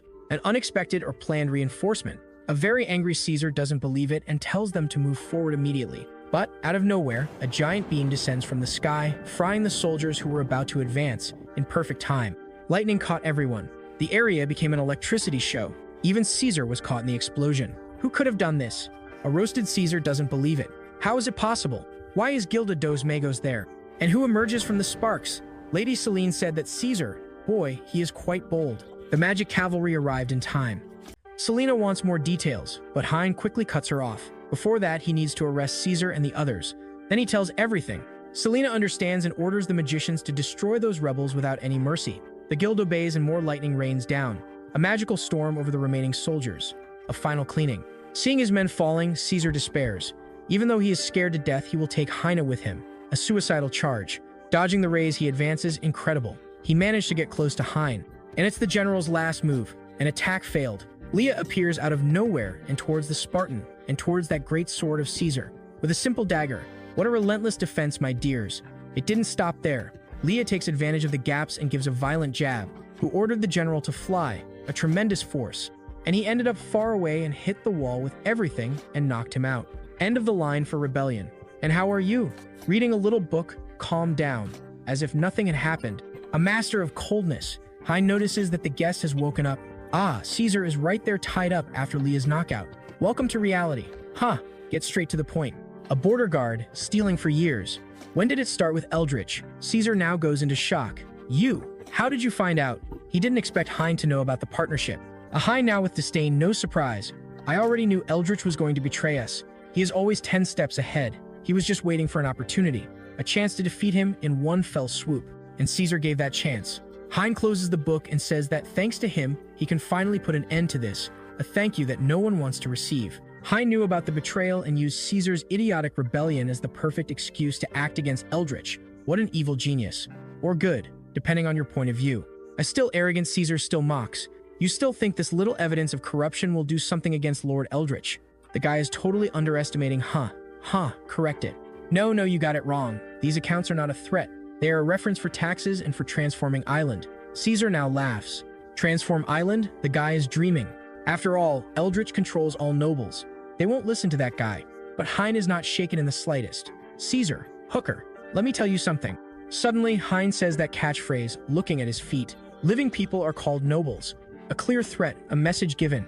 Hein's coldness is chilling, and he made it very clear that the nobles' loyalty to Eldritch means nothing if they are not quite alive. And to be clear, dead people are called corpses. Caesar now freezes. Does he want a bloodbath of nobles? Hun now offers, making 2. Nobles have 2 choices. 1, follow the path to death. 2, listen to me and work for me. And now the final question for Caesar. With a smile, he asks which side he thinks the nobles will choose. And the answer is obvious, right? Surrender or death. Hein made the options very clear to the nobles, using Caesar as an example of what not to do. And what comes after the veiled threat? Now he thinks it's almost autumn. The Grand Duke, only Hein will send troops this year. The threat from the north is real. The wall needs to be repaired quickly. If not, it doesn't hold the enemy back. In the event of war, defense is now a priority. Now looking at the map to the west, the territory of the era elves. If the negotiations work out, without war, it will be a safe front. In the east, with the quiet second sister, the most dangerous is Grand Duke Sori in the north. That guy is the main enemy. Leah now arrives with good news. Master Hein, the extortion money from the fortress amounted to around 350,000 gold. Now they got their money back. How wonderful. Hein now orders them to bring the guards to take care of it and give 100 gold to each one. The rest of the carriage returns to Island, and the reward is logistical. Obediently, Leah confirms yes, always efficient and ready to carry out the master's orders. Now Hein is already planning the defense of the city and diplomacy with the elves, and how to deal with the recovered money. He thinks about everything, but what are your next orders? And help arrived. Hein turns to the powerful magician Miss Selena, and it's time to be grateful for the reinforcement. He thanks the Mages Guild for their hard work this time, acknowledging their crucial help. Selena smiling dismisses. Oh, it was nothing. But he already has his eye on the electrical item. Curiosity struck. But can the young master explain the principle of battery discharge in detail? The magician wants to know about the technology. And the main question, why can someone without magical power use it? That left that magician confused. How can this work? Very smart, postpone the class. Okay, I'll explain it to you slowly on the way back. To save time or you're just tired. Selena accepts. Okay then, but something interrupts. What does Selena want? The guild mage comes flying in, panicked. President Selena. Apparently this guy has bad news. But Selena doesn't like the interruption at all. Is this lady okay? What was there? She goes straight and without patience. The wizard, in a cold sweat, begins to stutter. Master Ha, trying to break the news and dropping the bomb. The Eldritch City Lord took the city and rebelled. Betrayal in Island has fallen. And even Selena was in shock. Did Eldritch rebel? In truth, how audacious. The situation seems to have gotten much worse. But smile on your face. Finally, he couldn't take it anymore, Eldritch. He already expected this. Eldritch rebelled just as Hein predicted. And Selena now seems to be quite worried. Young master, what will we do? I brought all the wizards here and there are no people in Island. But Hein with that typical smile. Don't worry, Miss Selena, he has a plan for sure. And he finishes well. By the time Eldritch took the city to rebel, he had already lost. A master game. And for Hein, Eldritch's rebellion was a nail in his own coffin. In a new setting, the imposing Hein on horseback observes the fortress. It's time for direct confrontation. Hein and Leah advance through the snow, and he calls the target. Eldritch, the moment of truth has come. He's already proven that he's eagerly waiting for him, hasn't he? Playing on the rebel lord's ego, and he appears. Oh, if it isn't the Master Hein, what does he want today? Pretending to be normal, but tension is in the air. Hein goes straight to the point of contention. I'm curious. Why did my father send you here? Touching the wound, Eldritch begins to explode. Han, why? Why did he throw me into such a useless place? Resentment comes to the surface. At that time, your father and I joined forces to establish the Empire. An ancient covenant revealed. After he became Grand Duke, not only did he fail to give me the treatment I deserved, apparently that is the root of betrayal. Instead, I threw my family into this remote desert. He wrote several times asking for a transfer to a better place. And the result, every time they were rejected by him, totally ignored. And he points to Hein saying that it's all his father's fault. If you want to blame someone, blame them for being merciless. An old anger. These are the people he stepped on. In the end, he who laughs best. He thinks he has already won. Starts cutting the drama. I thought you had a simple reason for that rebellion. And in the end, it was just the most uninteresting and boring reason of all. He called that revenge boring. Smiled. Impossible on the horse. He wasn't even fazed by the whole story. That Eldritch should have stayed in the past. Hein offers a chance. Do you want to survive? Eldritch, leave town. And surrender immediately. Give me a deadline. If you wait until I invade in 3 days, don't blame me for being merciless. The pressure increased. Eldritch mocks and his men burst into laughter. 3 days, young master? Do you know how long it takes to invade Island? Finding it funny, Eldritch starts laughing. Master, you're scared, right? He thinks the deadline is a bluff. From who? Are you scared? Little does he know. And it still challenges. What an idiot, just talk. Master, if you're confident, dare you make a bet with me? Wanting to claw to see. Always cold, join the game. Want to bet? And he doesn't refuse the challenge, apparently. What will it be? An Eldritch gamble? In 3 days if you can't breach the walls? How about obediently surrendering? The guy is betting big, and Hein, without being shaken, asks, what if he manages to break through, putting Eldritch against the wall? Mockingly, Eldritch laughs, thinking it impossible. If you break up, I'll let you do whatever you want. Sure of victory, poor guy. The Eldritch continues to taunt. What's up, Rein Edgar? Do you dare to accept this proposal? The challenge is on the table. Cautious, Leah tries to dissuade Hein. Young master, you don't need to listen to this old man. We can fight slowly. She prefers caution and reveals that she has already reported that rebellion to the Grand Duke. Just wait for the troops to arrive, no risky bets. Eldritch overhears and taunts Hein. Don't talk. Why? Are you scared? He said 3 days and now he's a coward. Do you accept the bet? Huh, accept it. Do you want to humiliate yourself? Accept the proposal. I hope you keep your promise after 3 days. Eldritch announces for everyone to hear. Great, everyone is here. They are witnesses. They have an agreement, sealing the public bet. But he has more. By the way, Master Hein, I almost forgot to tell you something. The final card. The Orvis Empire army received the news of the rebellion. Enemy reinforcements are on the way. Their army will probably arrive at the border fortress in 10 days. And the final taunt, Master Hein, you must not be captured by the enemy when he arrives. He starts laughing at Hein's future misfortune. And back at camp, Hein and Selena discuss the tense situation. Selena is still skeptical. Young master, the walls seem to be old, but breaking through with force alone is difficult. She doubts the 3 days. A guard or aide then suggests, Master Hein, let's retreat to the south. When the Duke's army arrives, we will attack. A safe plan. But Hein keeps the door calmly. Don't worry, Iceland's walls will fall in 3 days. Hein focuses on the real problem. What worries me now is the Orvis Empire's army. Time is running out, my brother. He changes the subject and asks Leah if she has collected enough firewood and hay. Leah quickly confirms that everything is ready and they even found a lake nearby, as he requested. Lake and firewood. What is this guy up to? And Hein orders Selena to do as he says. Order the wizards to use ice magic on the lake and lower the temperature to 0°4. A complete freeze. Selena Chubi is very curious. Young master, can these things, firewood, hay, and frozen lake, really break down those walls? They don't have faith in that plan, no. But Hein with that unshakable certainty. Tell them not to worry. After all, the island wall lasts a maximum of 3 days.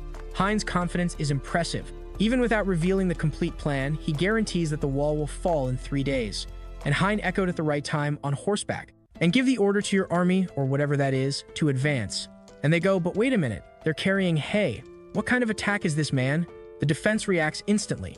A rain of arrows flies towards the troops. A standard attack and defense, not so standard. The Eldritch up there is quite confused without understanding. Carrying firewood and hay? The question that doesn't want to remain in his head. Why is that? In what? They just dropped the firewood at the base of the wall and left. Eldritch is now lost. And asked the assistant what's going on. No one has ever seen a person defending the city like that before. An extra, without knowing it, responds, Lord, who doesn't know either. Maybe he wants to set the wall on fire. Fire and stone? Is he listening to what he's saying? And that's it. Get over that absurd idea. The confusion is general. Nobody understood the firewood strategy. An extra even got scolded, but I really can't think of anything else. And he's lost. But someone shouts, Lord Eldritch, it's on fire. And they really want to set the stone world on fire. And isn't that right? Flames rise at the base of the wall. And Eldritch doesn't believe it. The guys are setting fire to stone. Eldritch now begins to mock the stupidity of this foolish young master, thinking the plan is completely useless. Little does he know. The extra suggests to Lord Eldritch whether he wants the wizards to put out the fire or send the soldiers to the ditch with the arrows, seeking some orders. But Eldritch refuses. After all, those magicians are for a moment more critical, keeping an ace up their sleeve. And he tells no one to worry about wasting magic there, and don't even spend arrows on them. He all triumphant starts to boast. In 3 days he will humiliate you on that wall, certain of winning the bet. The Eldritch may laugh, but the fire is burning bright at the base of the wall. Does stone really burn, or is there more out there? On the last day of the bet, the city thinks Eldritch won, as the wall is on fire and no one comes close.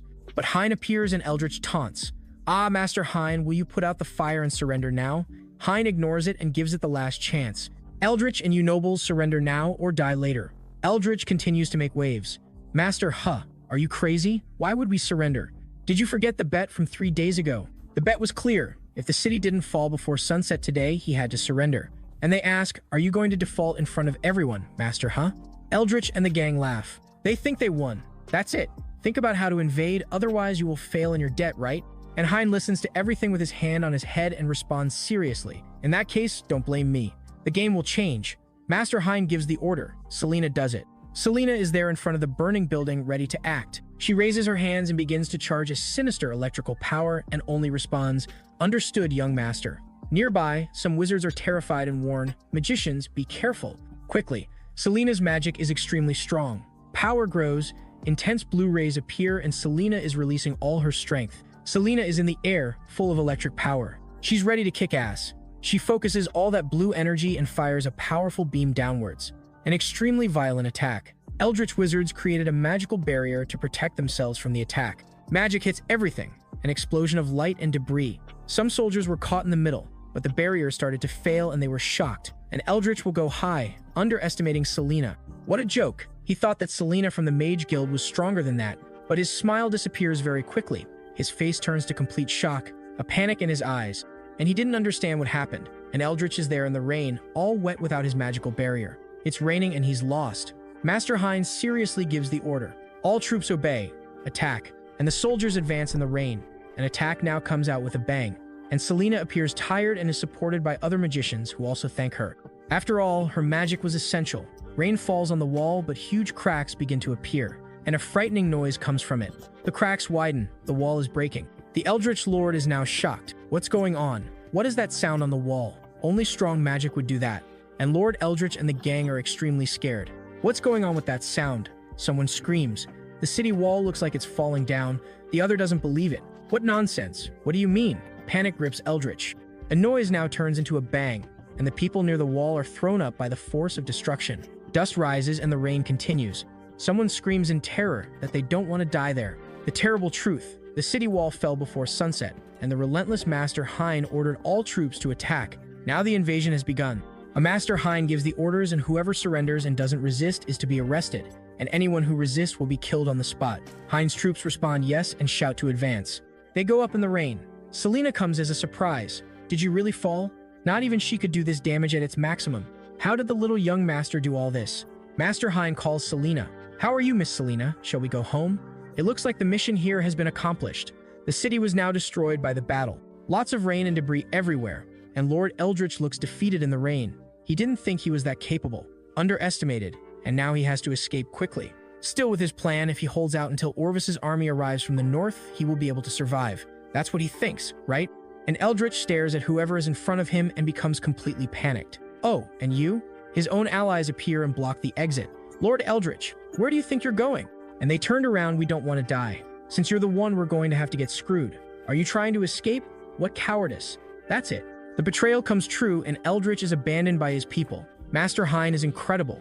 The crowd is all in shock at what he did. Alen's wall fell in just 3 days. A quick victory, but the price was too high. Many died, including Lord Eldritch's allies.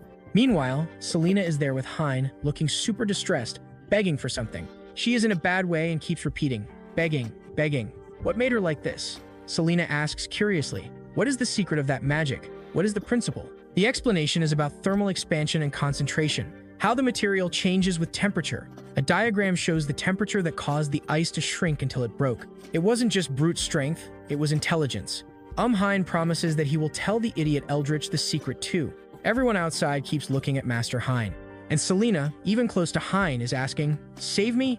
This guy is playing with Is he trying to mess with me? Hein, still on his horse, looks at the enemy, a big guy lying on the ground.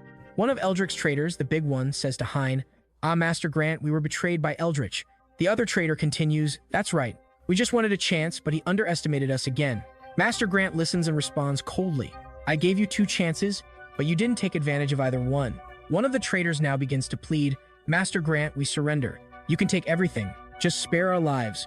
The guy is quite scared, but Hein is relentless. You? And if I kill your family, will the rest surrender? The traitors were outraged now. Master but this is tyranny. Where is your justice? Hein now holds a coin and responds, you're wrong. Justice is something no one cares about when it doesn't affect them. And he ends by facing the traitors. You have lived a long time and you still don't understand, and gives the order. Arrest those who deserve to be punished. This guy has no mercy, and the answer to the order to arrest these traitors is yes. Now we see the mansion and the invasion is coming. Many people don't believe it. Did he really just manage to break the wall? A hooded guy is shocked. What? How did he do it? A hooded guy doesn't believe it. How absurd. No one would invade a city like that. Some small characters, Chibi, one of them with a lot of anger and fire. But how? Even the Chibi were angry. Look at that. With anger and fire back there. This guy is still thoughtful. But there is no barrier capable of stopping this in the world. He must have done some spell or super spell.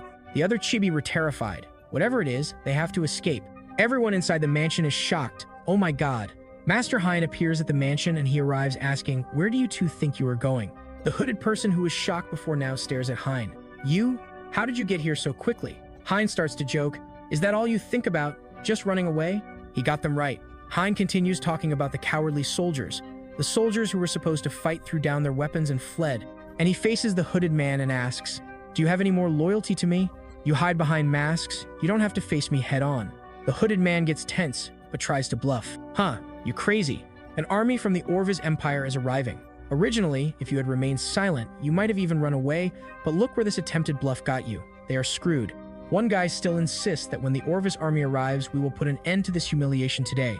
He pulls out a scroll, makes some hand signs, and Hein gives Leah the order to him immediately. And quickly a figure goes towards the guy, extremely fast, but the attempt is futile.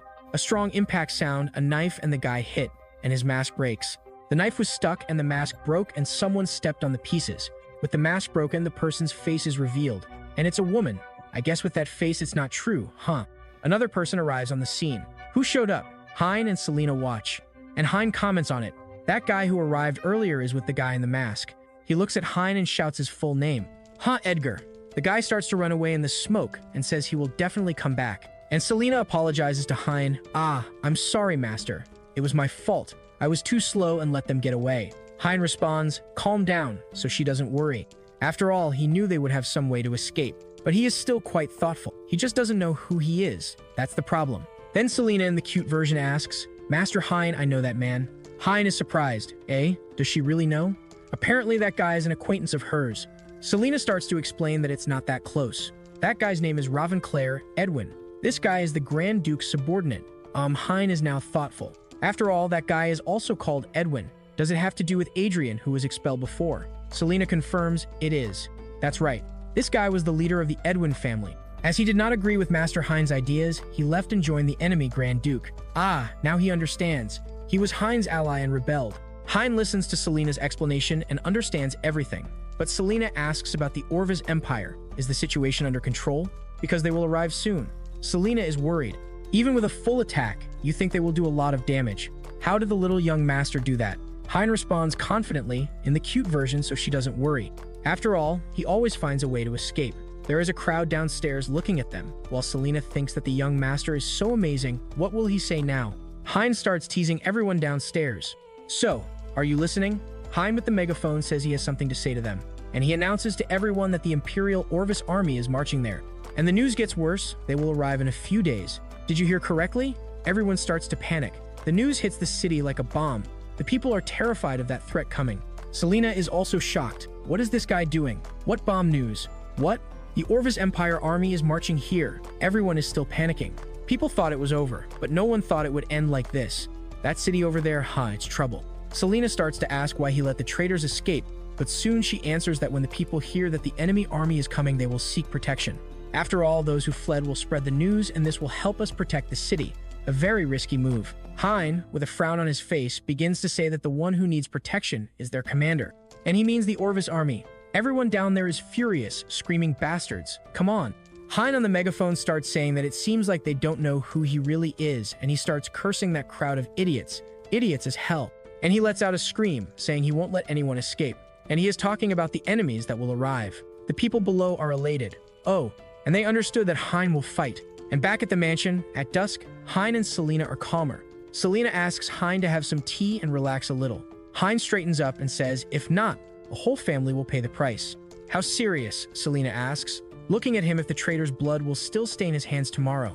Hein leaves the steaming cup of tea on the table, while Selena is quite worried about Claire Edwin, the masked ex. She apologizes again for being too slow and letting that guy get away. Hein tells her not to worry. After all, they would have a way to escape. But he remains quite thoughtful. After all, the identity of the other is quite problematic, referring to the man who escaped Claire. The scene changes and Hein, Claire, and Eldritch are walking. The scene shows people moving barrels and Hein runs up to them. They seem to have found something. The barrels are filled with a dark green liquid, and Hein says that dark green divine oil. Do you know this? It is an important finding. It seems to have to do with witchcraft rituals. The scene changes abruptly and it is the military camp of the Orvis Empire. The enemy army is coming. At the camp, some leaders receive the news. Sorry, Lord Castillo, we failed. One of them looks completely irritated. I knew you were going to fail. What incompetence. A great man, the Grand Duke of the Orvis Empire, Lord Cartel, sits on the throne. And he asks his subordinates, "Huh, Edgar? Did they hope to protect the city with a broken wall? What a joke." A hooded guy and another man are standing by the Grand Duke. The Grand Duke continues, "Moreover, the city looks like it was hit by magic. A new force of power appeared."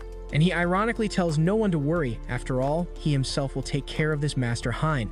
And he addresses the hooded guy, "You're Adrian, right? Do you work together?" He knows about that connection. The Grand Duke throws the paper on the floor for both of them. "Here's the target, get rid of it." Apparently he had someone killed. The man who was hooded picked up the paper on the ground. A hooded man and the man read and react. "Castlety, you bastard. They don't like order." A text of the order continues. "Capture this man, Rein Edgar, and take him alive." The Grand Duke wants Hein alive, and they turn to go carry out the mission, and guards hold Ravenclair Edwin, the former masked man, who is now arrested, and he screams, "No, you can't do that." Ravenclair Edwin is dragged away by the guards, shouting, "Master Eldritch." Ah, now he's arrested. He keeps shouting, saying he won't run away. "Lord Castle, I know a secret that could cost you your life." Grand Duke Castellan seems very interested in the danger. "Oh, really?" The scene now changes to the main room of the city of Turland. Inside the room, it seems that there are very important people gathered, listening to a noise. What's going on? Meet Priscilla Edgar. She is Master Rein's older sister, the Lady of the Turla territory. A woman speaks to Priscilla. "Miss Priscilla, it seems that they brought news from Master Rein.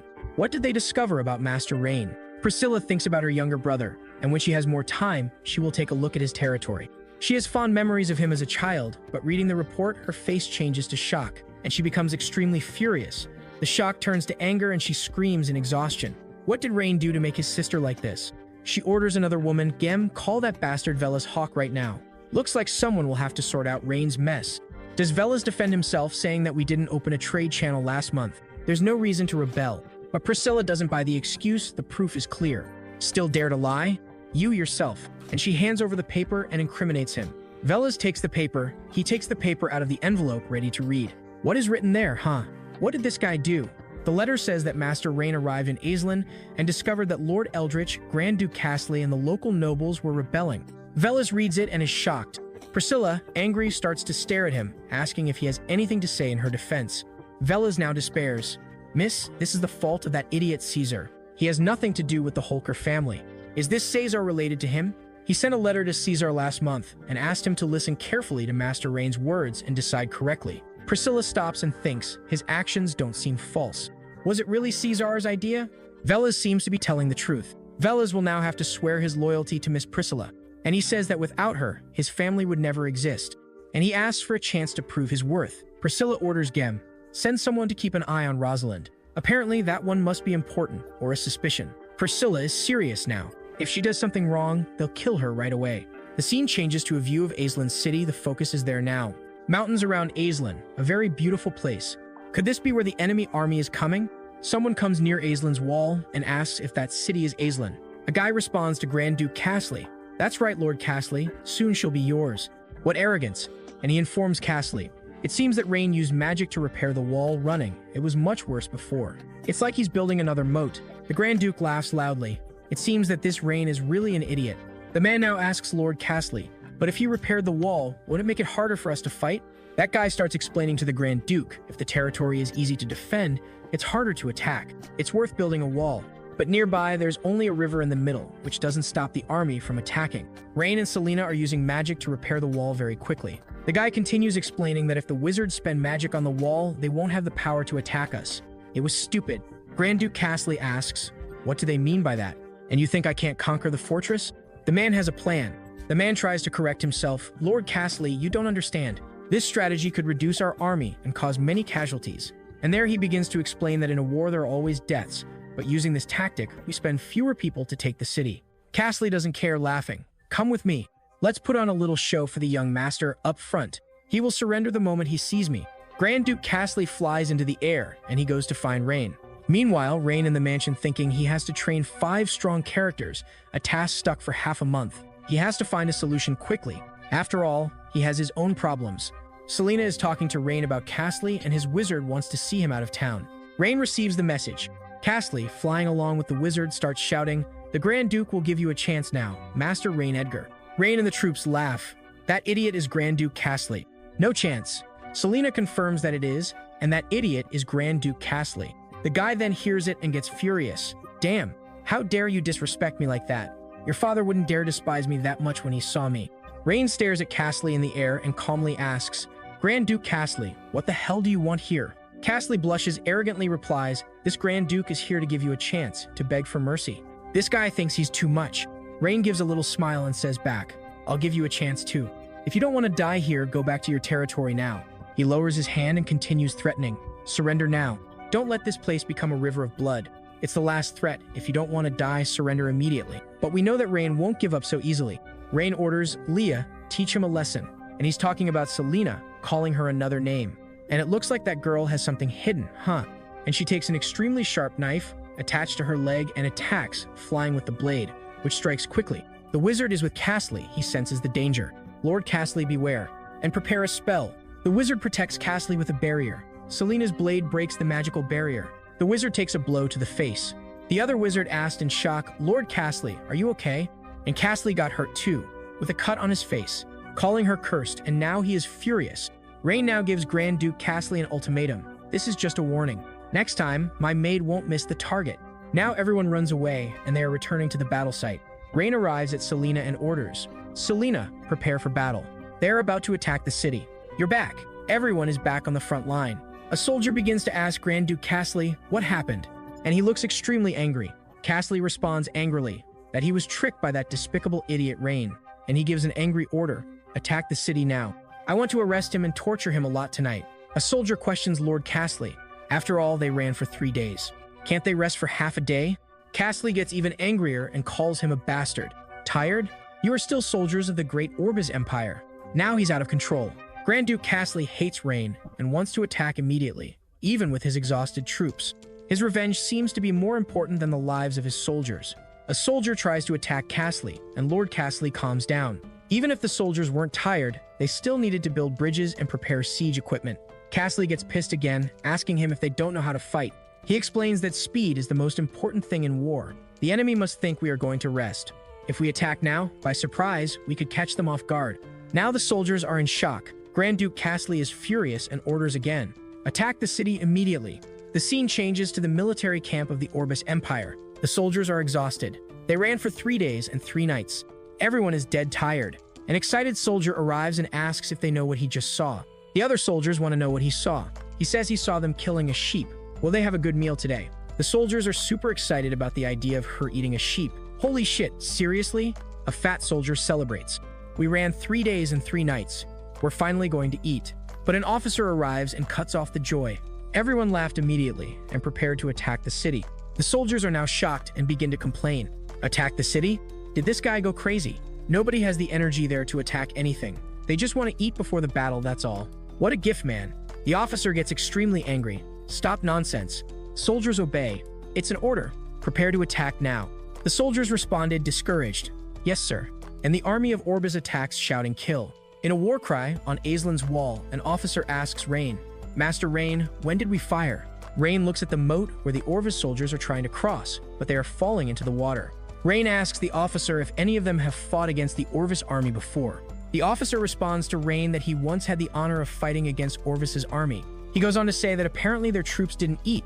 It's the constitution of the people of Orvis. Rein stops and thinks a little. Based on the officer's experience, new ones should be recruited. Rein continues analyzing. Besides, it looks like they are hungry. Maybe they don't feed the soldiers before attacking? Apparently he has 2 hypotheses. One is that they don't have food, so the soldiers aren't full. And the second? Rein immediately cuts the guy off mid-speech, telling him to continue explaining quickly. Grand Duke Castley probably used his soldiers as cannon fodder to consume the field's defense resources, such as arrows. Rein is now shocked. What? What a cruel strategy this guy has. Rein is outraged. The Emperor doesn't care about this? These people are from the Orvis Empire. Castley doesn't care about his own soldiers. The officer praises Rein. Master Rein, few lords love their people as you and Grand Duke Audarian do. Most are like Grand Duke Castley. Rein is serious about using the lives of others as cannon fodder. Ah, then don't blame me for being merciless then. The officer asks, Master Rein, we have arrows to kill these recruits. When do we shoot? Rein smiles and says that no one will shoot arrows. The soldier is now shocked. Rein is different from Castley, but he also has a ruthless side. His strategy seems to be something completely unexpected. Over at Alen, soldiers from the Orvis Empire are still trying to cross the gap, and Rein ordered Selena to now use cold wind magic. Selena answers yes and starts flying and looks at everyone below. Selena raises her hands and uses cold wind magic. The surrounding air starts to become extremely cold. Dark, dense clouds quickly form over the city. Grand Duke Castley laughs, underestimating again. This guy named Rein is really an idiot. He still doesn't understand. A soldier asks Grand Duke Castley, "Lord Castley, why did you say Rein is an idiot?" Castley says he sent recruits to attack to expend his arrows. And he thinks Rein spent magic to save arrows. Okay. When the mages run out of power, they will order them and the cavalry to attack. The city of Alen, it will be easy. And he thinks he's smart. The soldiers talk and praise Lord Castley. After all, that guy is very intelligent, who makes smart plans. Rein is tied up and someone, perhaps one of the Grand Duke's henchmen, says, "Rein Edgar, you will be my prisoner soon." This scene seems out of order, doesn't it?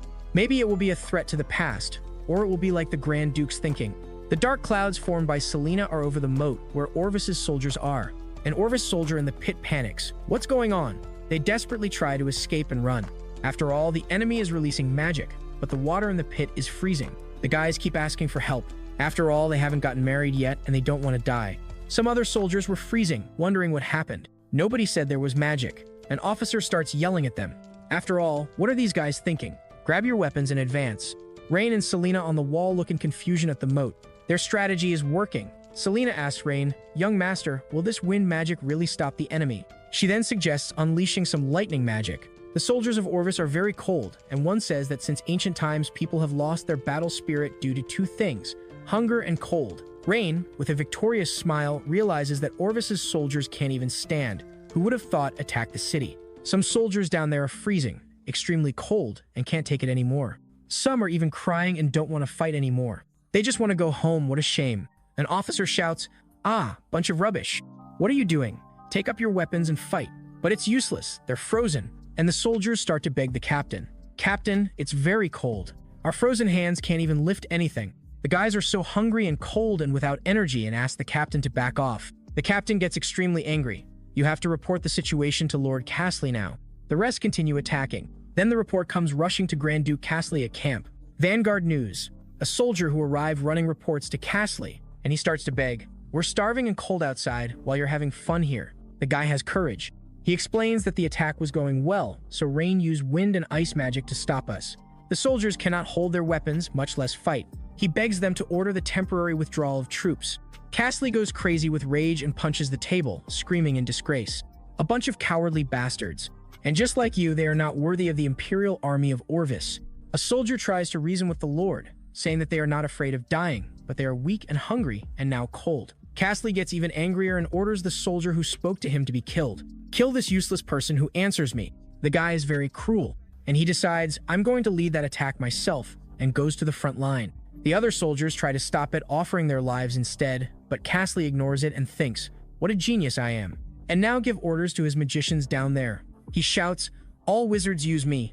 Use earth magic to build a bridge." The cavalry needs to pass quickly without being impeded. The wizards now begin to use earth magic, and the earth begins to shake, and several rocks begin to emerge from below. In the frozen moat, a land bridge begins to appear above the ice. Land bridges are ready over the frozen moat. Grand Duke Castley is up there and shouts, "All troops advance without mercy." And he motivates the soldiers, "After all, reward everyone who captures Rein Edgar alive." Orvis's cavalry advances across the bridges and holds. The main attack has begun. And on the wall, an officer warns, "Master Rein, the Orvis Empire is preparing an official attack." Rein calls Leah and orders, "Leah, throw that thing in the pit." And at the same time, they block all passages on both sides of the moat. Selena answers yes. People are pouring a dark liquid, a green divine oil, into a tube. A guy now arrives and jumps over the wall. The dark liquid and oil is thrown into the water of the pit. And on the other side, some young knights advance across the land bridges and the final battle begins in earnest. Elsewhere, the cavalry advances quickly. Meet Rosalind Hooker. And look how fast she rode. She's tense, faster. We can't let anything happen to Master Rennie. Wait, does she care about him? Then, a guy identifies himself as her father, telling her that the rise and fall of the Hooker family is in her hands. She has a great responsibility. Rosalind, determined, tells her father that he can rest assured. As for Master Rennie, she will make sure he emerges unharmed. At this speed, how long will it take to get to Island? A soldier responds that now it's just another day's journey to Island. Rosalind wants to see the path and orders a map to be designed. She wants to see the route.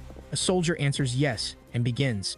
A map appears showing Rainey's position in Alen and Elder and Rosalind approaching. Rosalind thinks, I heard from my father that Master Rainey made a meal in Island, and apparently there's been a lot of food there now for days. This explains why Rainey is not afraid of the siege. Suddenly, she stops the horse abruptly. She calls someone, Knox. I know you're spying on me. What insight is hers? She says she needs him to show up so they can discuss countermeasures. The guy Knox appears suddenly. He is enveloped in dark, extremely sinister magic. This guy is Knox Old. A guy looks like a big hat and a magic scythe. A Rosalind soldier shouts, protect the lady. That guy is too dangerous. A soldier faces Knox. Who are you? They are ready to fight. But then she puts her arm in front. Rosalind confirms her identity. Oh, are you Knox Old? The guy responds and asks her what she has to say. If she has something to say, she better say it quickly. While Miss reveals that she will send troops to cut off food from Horvitz's army and take the opportunity to capture his troops in Island. What a plan. Rosalind recognizes it. She knows that Miss Priscilla sent you to spy, but that she needs his help now. Knox responds that his mission is to kill her if she does anything against Master Rainey. He was not ordered to help. Then she starts saying that none of us want Master Rainey to come to any harm. Isn't that right? Now she tries to persuade Knox more. Knox doesn't understand and asks what she wants him to do. Basically, the plan is this. He will lead his army to attack the rear of the Horvitz army, surrounding them. Knox gives the order for Rosalind to use magic to block the water in the well above. Wait for my wizard's signal. Release the water up there. What a crazy plan. Rosalind, determined, smiles. I will drown all the dogs in the Horvitz Empire army right there. The scene shifts to Varshala, a distinct location with a colossal statue. People wearing cloaks and hats, possibly wizards, are reading a letter that proposes that they work together to reach an agreement and get rich. In Varshala, the elven leader asks her subordinate what she thinks. The elf responds, Your Majesty, humans are greedy and cunning without credibility. Better to have nothing to do with them. Quite prejudiced, right? The elf leader thinks, That said, we can't feed all the elves with just our strength. Sounds like they need help or human resources. The elf leader and the wizard talk. They have to buy food from humans every winter. You can't refuse. She calls the other elf Uriah. Has she seen the new mayor of Island? What does she think of him? Uriah responds, well, I think the new city lord is cruel and cunning. Suddenly she corrects herself. Oh, no, he's very smart. And Rainey smiles and thought, I don't know how he did it, but he did what he said. We have food for the winter, we save money. Rainey made a deal with the elves for food. The elf wizard is surprised. Oh, are there such interesting people among humans? Arya responds, smart, I don't think so. She continues, our workers discover that they have been fighting again for days. I don't understand why humans fight all autumn. The elf leader tells Aurea that the condition for us to make an agreement is that her city lord, the handsome one, survives this war. Otherwise, there will be no agreement. What unexpected interest in this, Rainey? The serious elf leader tells Aurea, okay, Aurea, calm down. Let me tell you my decision. Apparently what Saliang said makes sense. If the new Lord of Island dies, all the agreements will be worthless. So, I decided to go to the battlefield and see for myself. She will see that war for herself. In Island, a weapons master gives the order. Shoot the arrows quickly.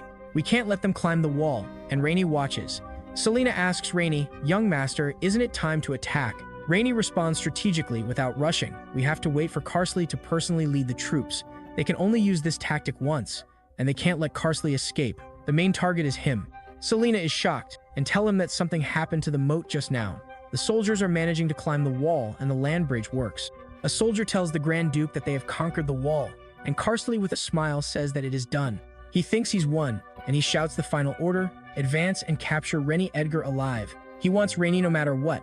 Things are on fire. The cavalry is advancing on the bridges with everyone shouting, kill and take Rainey alive, in the middle of the battle. Rainey with a serious and determined look. Karsley crossed the bridge. The trap is ready. Rainey gives the final order to Selena, with her hand outstretched. Selena, do it. Okay, will it be? The fight on the wall is insane. Shouts of kill and die echo across the battlefield. An officer shouts, kill them quickly, don't let them escape, and don't let anyone near Master Rainey. Rainey calls Selena and tells her to throw fireballs into the pit quickly. Selena uses fire magic to throw flames into the frozen pit. Selena concentrates on fire magic and a boom. Low-level magic, but the effect will be quite large. She launches several fireballs towards the pit. Grand Duke Karstel warns the wizards to be alert. The enemy is using fireball magic and Karstel thinks this is the final counterattack. He tells the magicians to hold on a little longer. Hold on for him. Karstel's wizards create a huge barrier against the fire that came from the pit.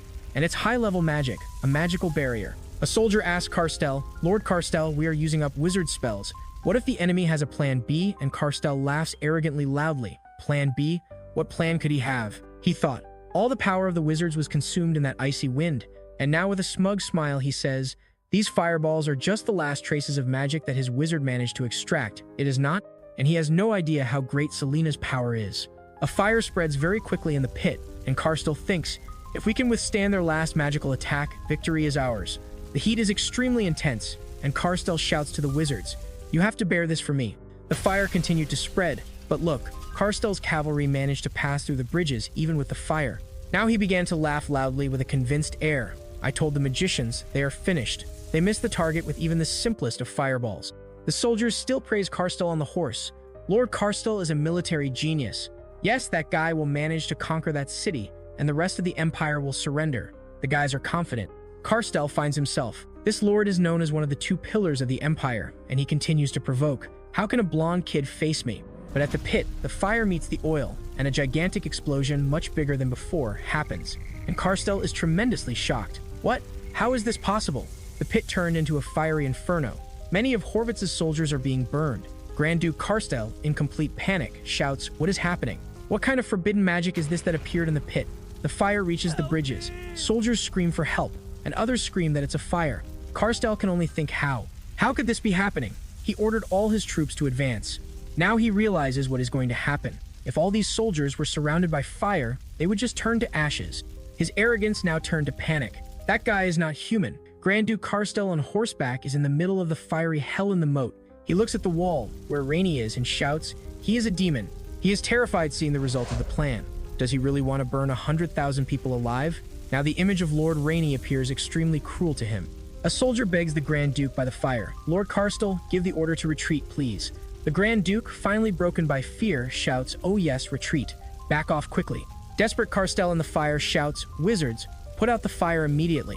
The wizards can only reply to him that he no longer has magical power. They used everything to make that barrier from before. Ah, how ironic, right?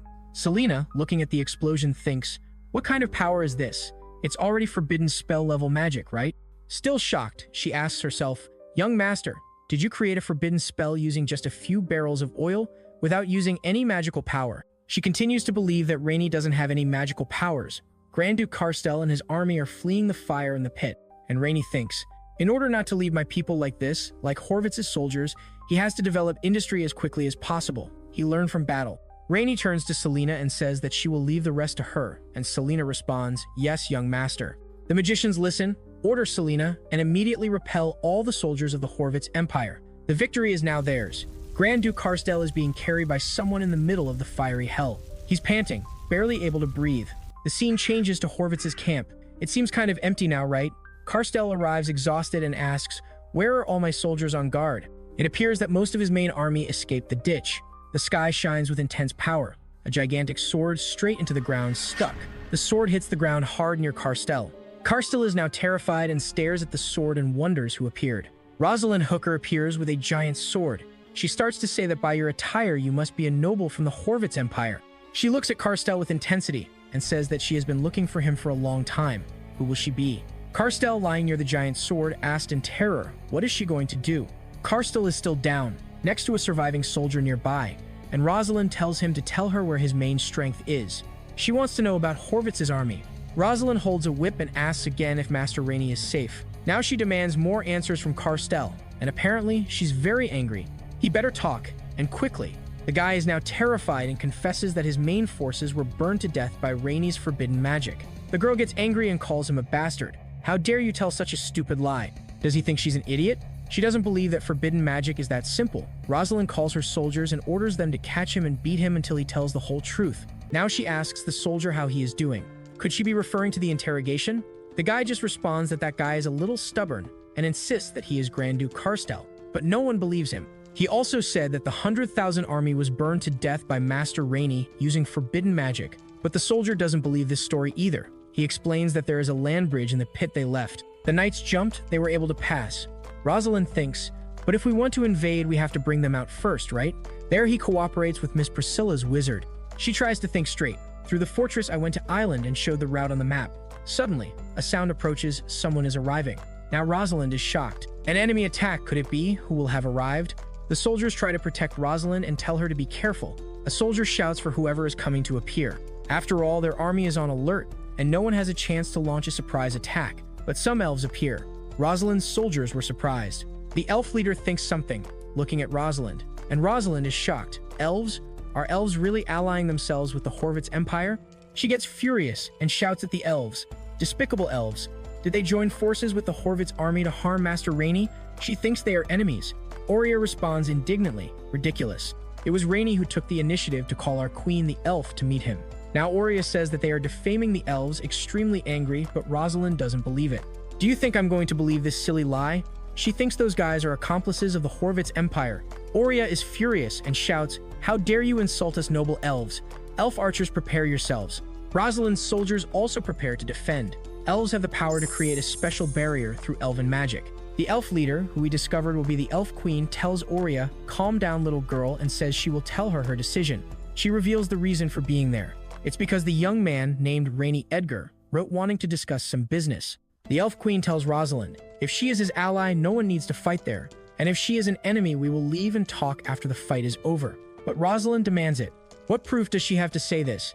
The elf queen asks Aurea to bring the letter. Aurea hands over the letter and says that the letter was handwritten by Master Rainey. That's proof of the agreement. Now Rosalind is shocked by the letter. Is this the handwritten letter from Master Rainey? Yes, it's him. The seal of the family emblems has 3 special magical marks that no one can imitate. And Rosalind decides that until she finds Master Rainey, she will trust them for now. What a relief. But she is careful. On the way to try to find Master Rainey, she will send someone to monitor them at all times. Rosalind agrees. After all, caution is good for everyone. The temporary alliance is sealed. Rosalind's cavalry is already accelerating, running even faster. She decides she has no time to hesitate. Whatever happens, we have to rush to Master Rainey's side as quickly as possible. She shouts to the soldiers to wave the flag now. It's a sign. The soldiers respond energetically, yes. They go with everything to Alen. Rainey is there among the bodies of Horvitz's soldiers who died in the pit. An unforgiving scene. A hot, viscous red liquid drips from his hand, while he thinks that huge workforce could have been squeezed to death in a factory. Damn, that's dark talk. But Rainey looks sad, very melancholy. Selena thinks that Master Rainey has a good heart. He was saddened by the death of these invaders. She tries to console him, saying that he doesn't need to feel sorry, they deserved it. But Rainey replies that she doesn't understand why he's sad. An officer warns Rainey. Master Rainey, a cavalry has arrived from the direction of the Horvitz Empire, and Rainey and Selena listen. He recognized the troop, which is Rosalind's cavalry. While the soldier is in shock, look how wonderful in the future the city of Alen will be the pearl of the continent. That's Rainey's plan. Rainey is presenting a plan to someone important. Your Majesty, if you invest now, in the future you will not only be the builder, you will be the founder of this legendary city. He's talking to the Elf Queen. Rainey continues showing the map and development plan for that city. The Elf Queen recognizes that this business plan he talked about is really interesting, but it doesn't make sense to us elves. She thinks, with a sad look, that they are used to nature and that they can live well without the things he mentioned. Human progress is not impressive. Rainey now disagrees with the Elf Queen. No, Your Majesty. If you think like that, the path is narrow. He defends ambition. Demand is never natural, it is created. The Elf Queen seems touched but insists. Some of the elves' human needs mean nothing. Ah, forgive me, Lord Rainey, for my boldness. Desire has been the downfall of many human empires.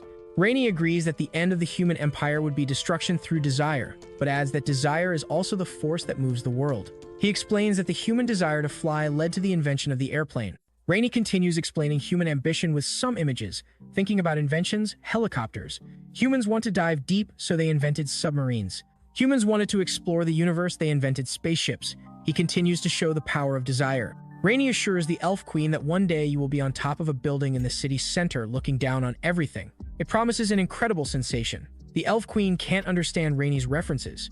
What, planes? What, submarine? What are these things? She now very seriously responds, Master Rainey, your confidence is unusual, but remember that even elves are very different from humans. They are not enslaved by desire for millennia. Rainey smiles and tells the Elf Queen, of course, if you invest, you can see a very different future. The Elf Queen is surprised. Future?